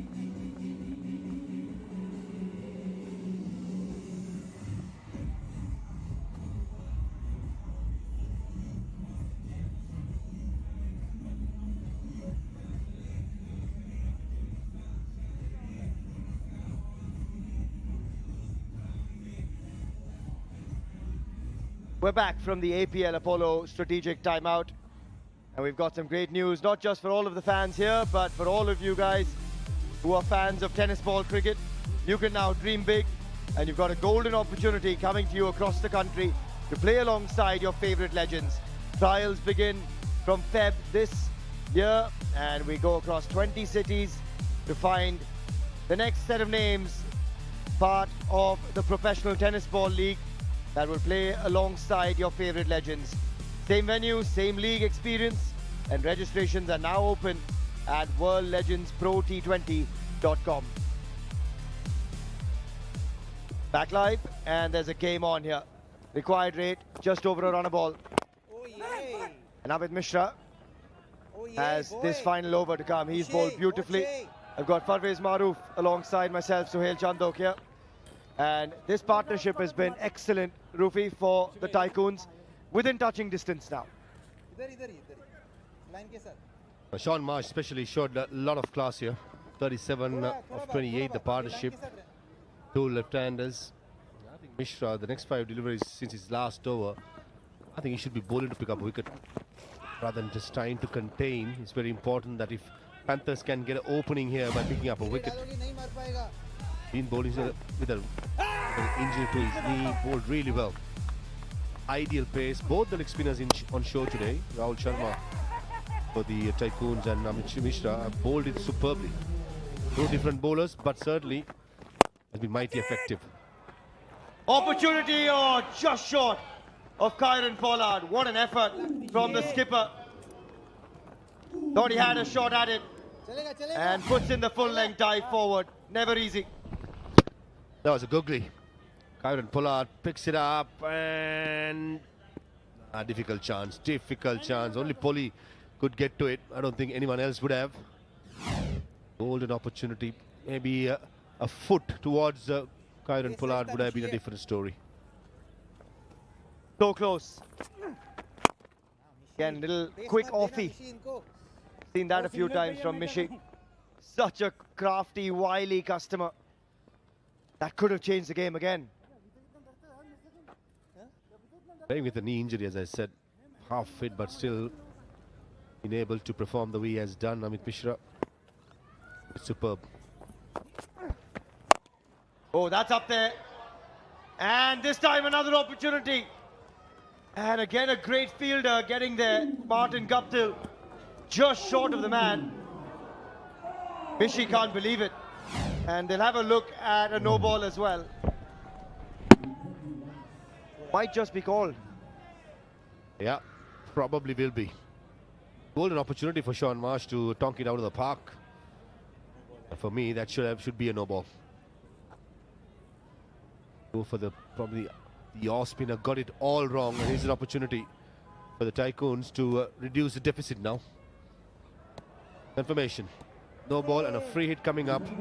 And Ayan, who's quite good at going straight down the ground, he's on strike for the free hit. He can change the field, however. They've crossed and they've got the single. Sean Marsh wanted to give it a bit more behind it. Excellent effort from Martin Guptill, as you often expect from him in the outfield. Was straight down the track all long on, but he just couldn't get the bat down. That's up in the air, another chance. That time taken. Third time lucky for Amit Mishra. One falling short of Polly, one short of Martin Guptill, and third time into the safe hands of Shinwari. The danger man goes. We've seen everything in this over. Full tossers, half trackers, yorkers, couple of good deliveries on good length, and this occasion Sean Marsh, at any other day he could have easily smashed it over for a maximum, but not this occasion, as Amit Mishra strikes in his last delivery of his spell. Marsh gone for 42, it's 123 for 7.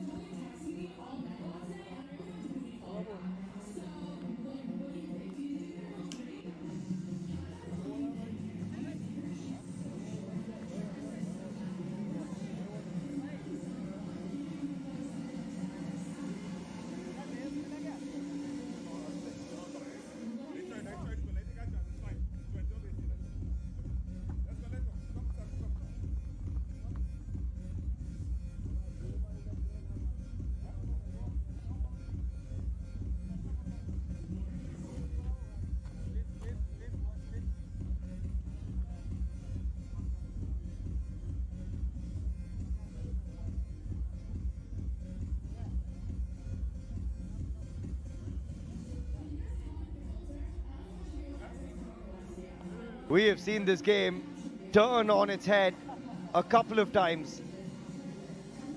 And the ball was initially handed to Abhishek Sakuja. And now DJ Bravo takes it. And just a chat going here, because Sakuja has 2 overs still to come. DJ Bravo has 1. And if he bowls the 18th here, they've got 1 to come somewhere else. Ankit Rajput maybe. Polly, maybe. He went for 9. Because surely one of them could be bowled by Sakuja. He's been excellent. I like this move by Polly, bringing back DJ Bravo to finish off his innings. And ideally, for the Panthers' sake, I think if DJ Bravo can dismiss 1 more wicket, that'll be The game's slanting towards the Panthers. Yeah, left arm spinner, but since the left-hander is well in iron, that's the reason why I think KP is not comfortable to let Sakuja bowl. It's polite inquiry, but I think the umpire got his spot on there. Marginal call, but the right call was made. And just another look at this one. Half tracker Googly smacks it straight to Shinwari. Safe as houses. And he says he didn't quite spot it initially, but Mishi knew he got away with that one. You get wickets from bad deliveries. The good ones fall just short. You'll take it. 19 needed from 18. 3 wickets to come. That's nicely struck. 2 is the call straight away. And it's Martin Guptill. And they'll still come back. Peter Siddle still very, very fit and quick between the wickets. Good cricket all round. Good delivery. Nice shot. Martin Guptill sliding across in the outfield. Good throw. And the 2 batters running the first one hard. That's also good to see. Excellent bit of fielding in that last delivery.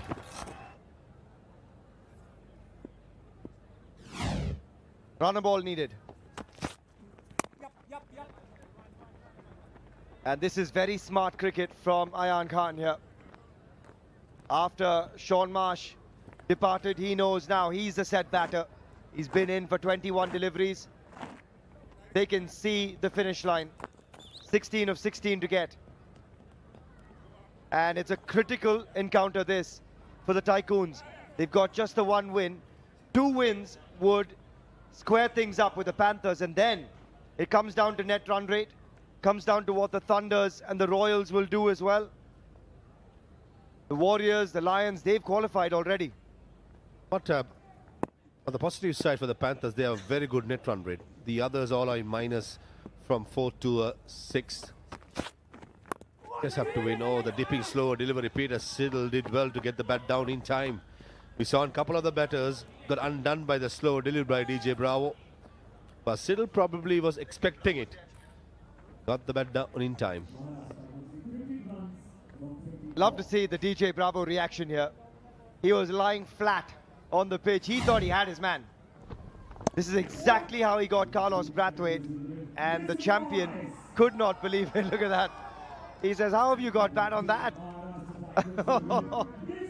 Love it. Still up for it, like it's his first ever game. Love the energy from the champion. He's got such a deceptive slower one.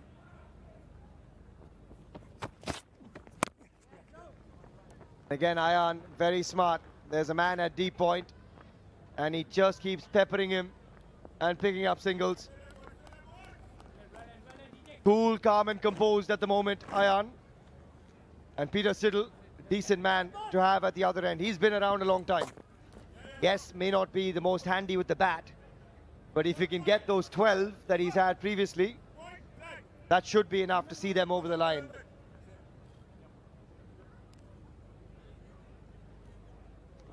Tycoons have to be sensible now. 14 runs to get, run a ball. On the other hand, Polly has to make all the moves. He has to come up with something unusual, something proactive. Give the challenge to Siddle, get a fielder inside. Probably that's an option. Will get mid-off fielder, do something like that. At the moment, they have only 4 fielders in the circle. Just something out of ordinary, in my opinion. Oh, surely that time. There you go. DJ Bravo, champion. He's done it again. Another slow ball, another Yorker, and a bit of a send-off as well. But DJ Bravo really wants this win for his side. Yeah, 3rd wicket for DJ. DJ Bravo and Amit Mishra, the 2 players, are keeping the hopes up for the Panthers in this game. Has crashed into the leg stump, missing it all, ends up Peter Siddle trying to play for a single. He misses it and does not even bother to talk to his non-striker. Big occasion, big players stand up, and that's what Bravo has done in dismissing Peter Siddle for 1. It's 129 for 8.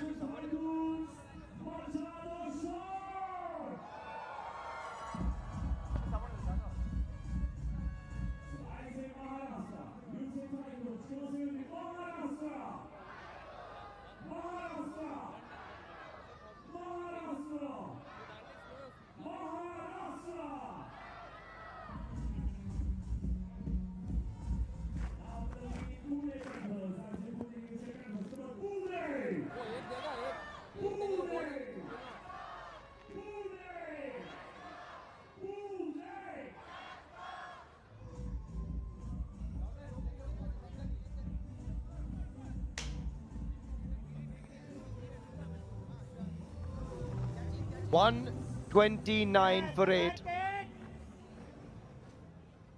Rahul Sharma comes in, and DJ Bravo is turning the game again towards the Panthers with just over a runner ball needed. Oh, he's got him again. Surely he's off and running already. DJ Bravo 2 from 2. DJ Bravo doing it for the Panthers. And DJ Bravo is loving life in Goa. He's giving the fans a champion performance. Make it 4 out of 4. The slower deliveries has been so deceptive. The opposition batters having trouble to pick it up. This occasion, the culprit is Rahul Sharma. Sometimes the batters know what's coming, but he's just not sure how to play it. He's dipping at the last moment. Excellent. The trademark celebrations. Every game he plays his heart out, and he's been rewarded with 4 wickets. And with this wicket, just 1 wicket away for the Panthers to win their 3rd game. Rahul Sharma gone without scoring. 129 for 9.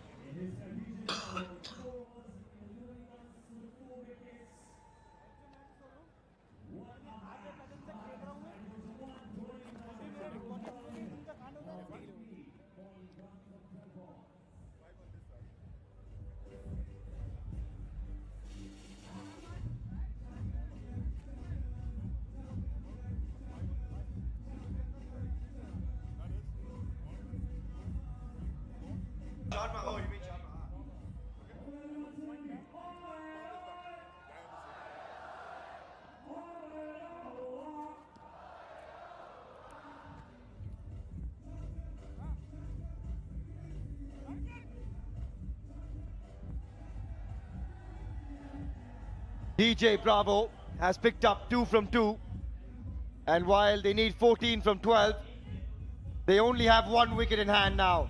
That man has brought them back into the game, and how? Twice he's done it.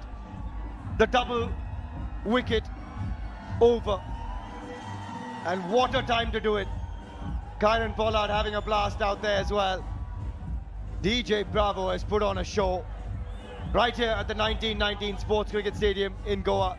And this man didn't think he'd need to bat.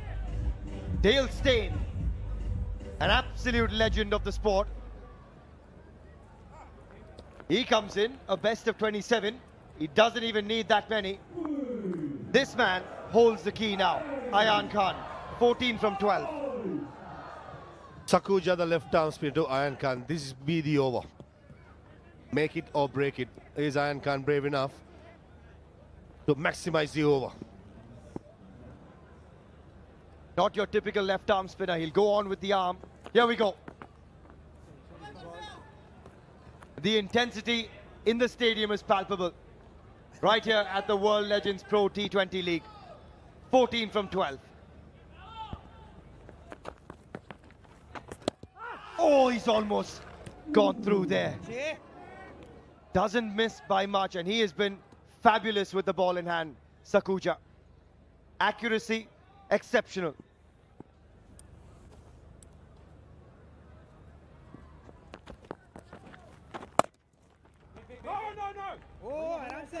No is the call. 14 from 10. The required rate goes upwards. The pressure mounts. And every dot ball tilts this further towards the bowling unit, the Panthers. 1 wicket away. Unlucky. How unlucky is that? Ayan. He's batted really well. Ball into his field. We have Kieron Pollard right in front of the side screen, right behind the umpire. And there's a long off. There's a long on. That's good captaincy here. Trying to make sure that the areas where the bowlers will be bowling and making sure that the bowlers have to bowl there. That's Pollard for you. Just slanting towards long on, but there are 3 fielders. Usually we'll see only 2. 13 from 8. And suddenly now, it's advantage the Panthers. Last 30 balls, 3 wickets, 35 runs. DJ Bravo getting the double strike. And now all the pressure in the world on Dale Steyn with the bat in hand. What a game. What a game this is. Watch out for the arm delivery, Delo. It is going to be targeting your front pad. And we've seen him do it already, Sakuja. Oh, he's done it! Would you believe it? Sakuja does it for the Panthers. He breaks the shackles. He gets through Dale Steyn. And the Panthers win by 12 and qualify for the semi-finals. What a performance with the ball from Kieran Pollard's men. This will go down as one of the best games of the tournament. Led by Kieran Pollard in field. Off the field is Shamin Nawaz as head coach. Certainly, I did mention 3 days ago that the Panthers are peaking at the right time. Certainly as the side, certainly as the personnel, and certainly as the hunger to go all through the World Legends Pro T20, led by Kieran Pollard. Loved the way he rotated his bowlers, and DJ Bravo making sure that he gets the job done with 4 wickets. He's going to be my man of the match, that's for sure. And Dale Steyn, fair thought for him, knew what was coming, but just did not cover his stumps. And Sakuja finishes off as Pune Panthers win it by 12 runs. It's the first time in the tournament that anything under 170 has been defended. They've defended 143. How good is that from the Pune Panthers? That is an exceptional game of cricket, and that man deserves a lot of credit, DJ Bravo. He wanted it, and those slower deliveries floated out of his hand so beautifully. What a performance from the men in orange. You got to feel for Carlos Brathwaite, Sir Alistair Cook, and the rest of that army, because that could spell the end of their campaign. Yeah, certainly does. At the halfway mark, I thought the Tycoons would have been the favourites to win the game, especially after the start Alistair Cook gave to the side. But full marks to the Panthers, who never gave up. In the field, they put their body in line.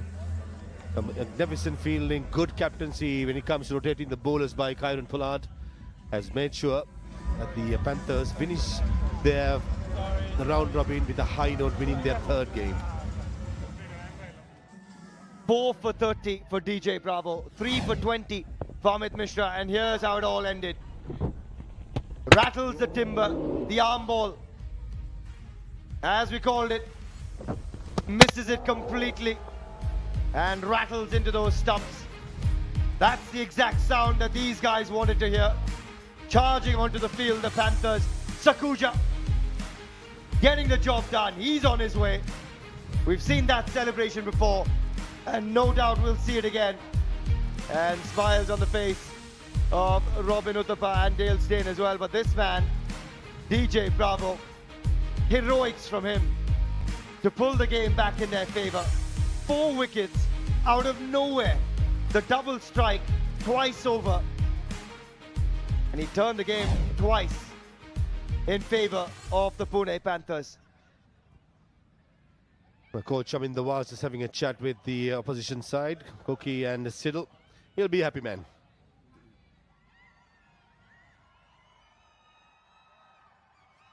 Let's take you down to Jess. She's got someone special catching up. Well, I'm joined here by the losing captain of the Tycoons. Carlos, obviously not the way you would have wanted the game to have gone today, but so many positive takeaways. What were some of those for you?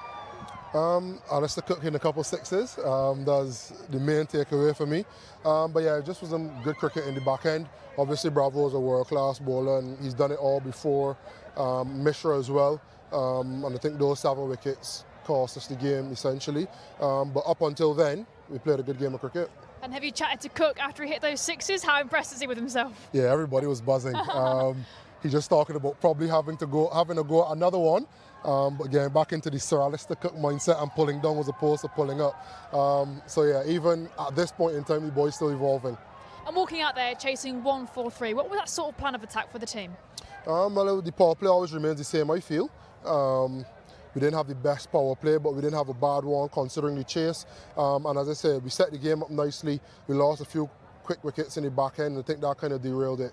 Looking how well the team bowled and then the fight they showed within the batting unit as well, how much confidence does that fill you with as captain walking into the next match? Yeah, it does, because it seems as though we have to win the game tomorrow and we could still potentially qualify. So when you're looking at these sort of tournaments, it's about momentum. So if we could win tomorrow and win well, and we do qualify, then you're 2 games away from potentially winning it also. Excellent. Well, thank you very much. All the best. Thank you. Thank you. Back to comms.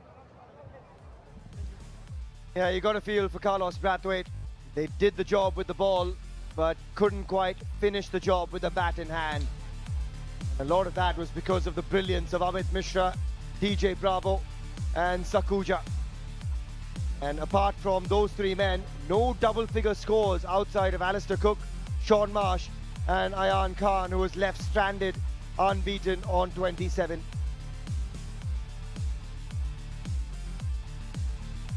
The 7 bowlers used Sakuja bowled well, the impact sub 2 for 17. Rajput was excellent, I was saying, the first over, went for some runs in the second, picked up 1 wicket. Heroes of the day, Mishra 3 wickets and DJ Bravo, what a spell. 4 wickets, 4 slow deliveries, making sure that the Panthers wins the game. And with that win, the Pune Panthers will charge into the semis, but what a win it was. 142 for 8 with the bat. We thought that wouldn't quite be enough, but with the ball, they turned the tide. And the Panthers finally winning by 12, courtesy of some exceptional bowling performances.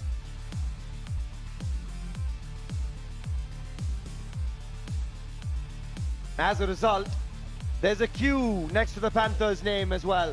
They become the 3rd team to qualify for the semi-finals. 3 wins from 5, good net run rate, and they're peaking at the right time.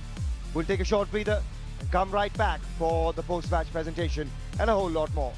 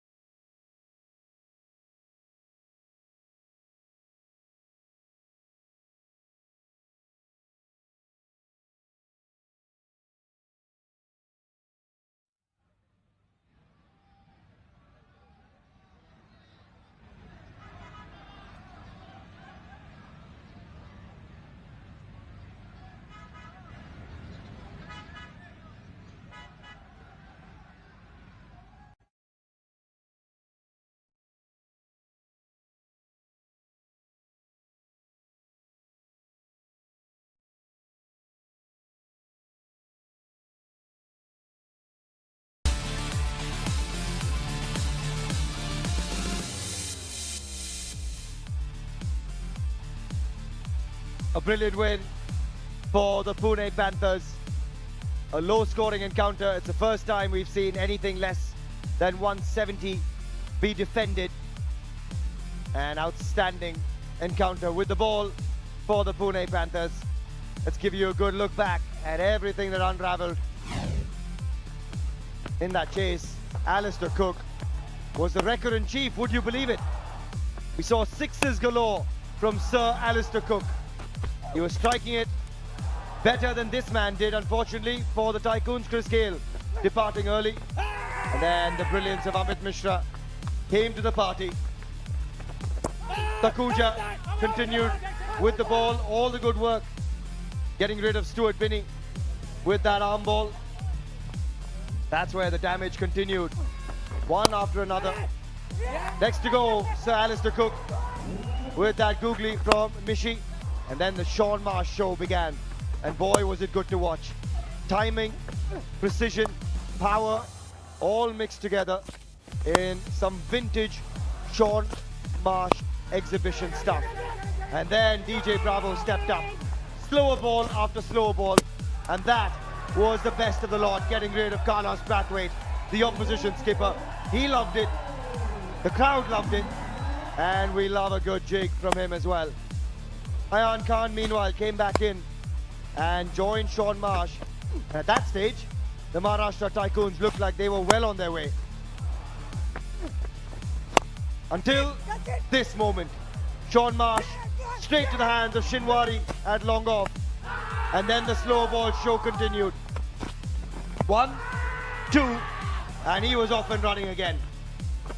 And finally, Dale Steyn with close to a runner ball needed was the last to go. Timber everywhere from Sakuja. And the Pune Panthers with that qualify for the semis. Time for the post-match presentation. Take it away, Jess. Hello, good evening and welcome to the post-match presentation ceremony of match number 12 between the Pune Panthers and the Maharashtra Tycoons of the first season of the World Legends Pro T20 League at the 1919 Sports Cricket Stadium. Firstly, we'd like to thank all of our partners and sponsors, our presenting partner Goa Tourism, official partners APL Apollo, Pantheon Developers, Viacation, Duminis, Camper Energy, Kingfisher, Radio Merchie and Indigo Music. Our broadcasting and streaming partners DD Sports, Sony Live, Fancove, Waves and YouTube.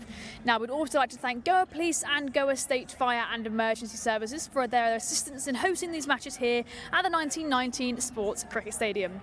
Now for the presentation party, first up we have with us today Mr. Amaresh Naik, former Treasurer of Goa Cricket Association, and Sri Krishna Salkar, MLA Vasco and Chairman, South Goa Planning and Development Authority. Now for the all-important Legend of the Match award, this of course goes to DJ Bravo for 4 for 30, and the match check of 1 lakh is presented by Sri Krishna Salkar and a trophy from Mr. Amaresh Naik.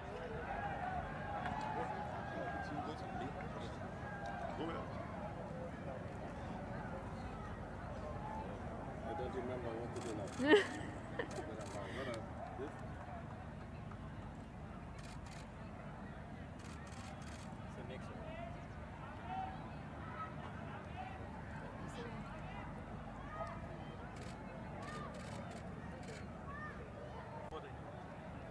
Just again. Now, Bravo, we do the interview part now. Excellent figures for yourself, 4 for 30. I mean, that was excellent to watch from the comms box. Must have been even better out there in the middle, surely. Yeah, it was good. It was a really, really good game. I think we fell short with the bat, like at least 20, 25 runs. But we have experience enough to know in chasing small totals.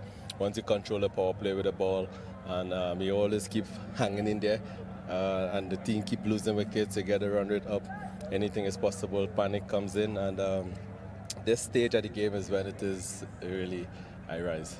And now when chasing that total of 143, it's, as you say, potentially a few short. Sometimes the pressure can creep in, but today it just seemed as if you fully attacked the game. What was that mindset walking onto the field? No, the mindset was to make sure you control the power play. And when you're defending a small total, you don't want the power play to go to 50, 60. Then you want to lose under pressure with the ball. We know, in the back end, again, if they keep losing wickets, so which is good for us. And yeah, the pressure gets to them more than us. this stage of the game, Paulie and myself, we keep telling the guys, let's keep hanging in there, let's keep hanging in there, take it deep, and anything is possible. And of course, now you're renowned for your huge celebrations. They seemed even more intense out there on the field today. Of course, knowing that if you won the game today, you would be qualified. Is that where the intensity came from? Yeah, it's a big game. We want to qualify, like I said to you, for us, we strive on winning, and it would have been a bit disappointed if, we leave it in other people's hands to qualify. So like I said, the game come down close. I just have to remind Pollard that, there's one champion, even though he didn't want to give me the ball, and I have to let him know. So I think he owed me a public apology, okay, Mr. 55. But like I said, we just wanted to do that for the fans. And again, I'm happy that we win. We look forward to the rest tomorrow because we need it, and playoff time. Excellent. Well, great work again. All the best for the playoffs. Thank you very much. Thank you very much. And now for the winning captain, it's Mr. Kieran Pollard. They're still at it. They're still going at it. Never stops. Polly, what a performance from the team there. You must be overjoyed with the performance. Yeah, of course, happy for the guys. Winning makes everything, a lot different. The way that they defended, tonight, this evening, I think was fantastic. We didn't put enough runs on the board. And let's talk more about defending that score then, as you say. What the team walking onto the field defending 1-4-3. What was going through your head as captain, and what were you trying to instill in your players? I told them from the start, I said, the most important thing for us, you watch at the table. If we're going to lose this game, we need to take it all the way down. So my thing was just stay in the game. Let's stay in the game. The wicket has enough variation in it for us. Stay wicket to wicket, and let's see what happens. And I thought the way that we started with the off spinner, he gave us that sort of momentum. At the start that it didn't get off to a flyer, and then we were just there and thereabouts. Even in the last 4 overs, 26 and 24 balls, just stick with it. And in the end, we crept over the line. And look, there were so many positive takeaways and standout performances today. Of course, Bravo's 4 wickets being one of them.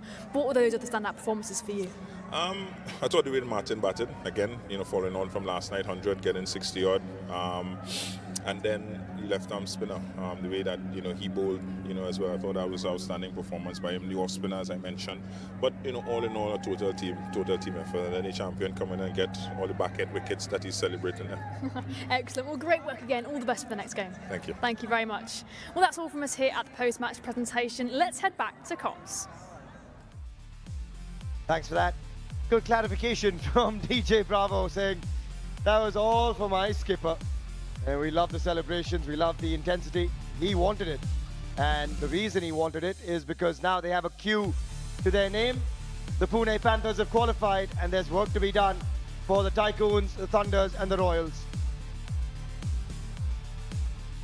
We're not done just yet. This is what's coming our way in match number 13. The Delhi Warriors, table toppers, up against the Gurugram Thunders.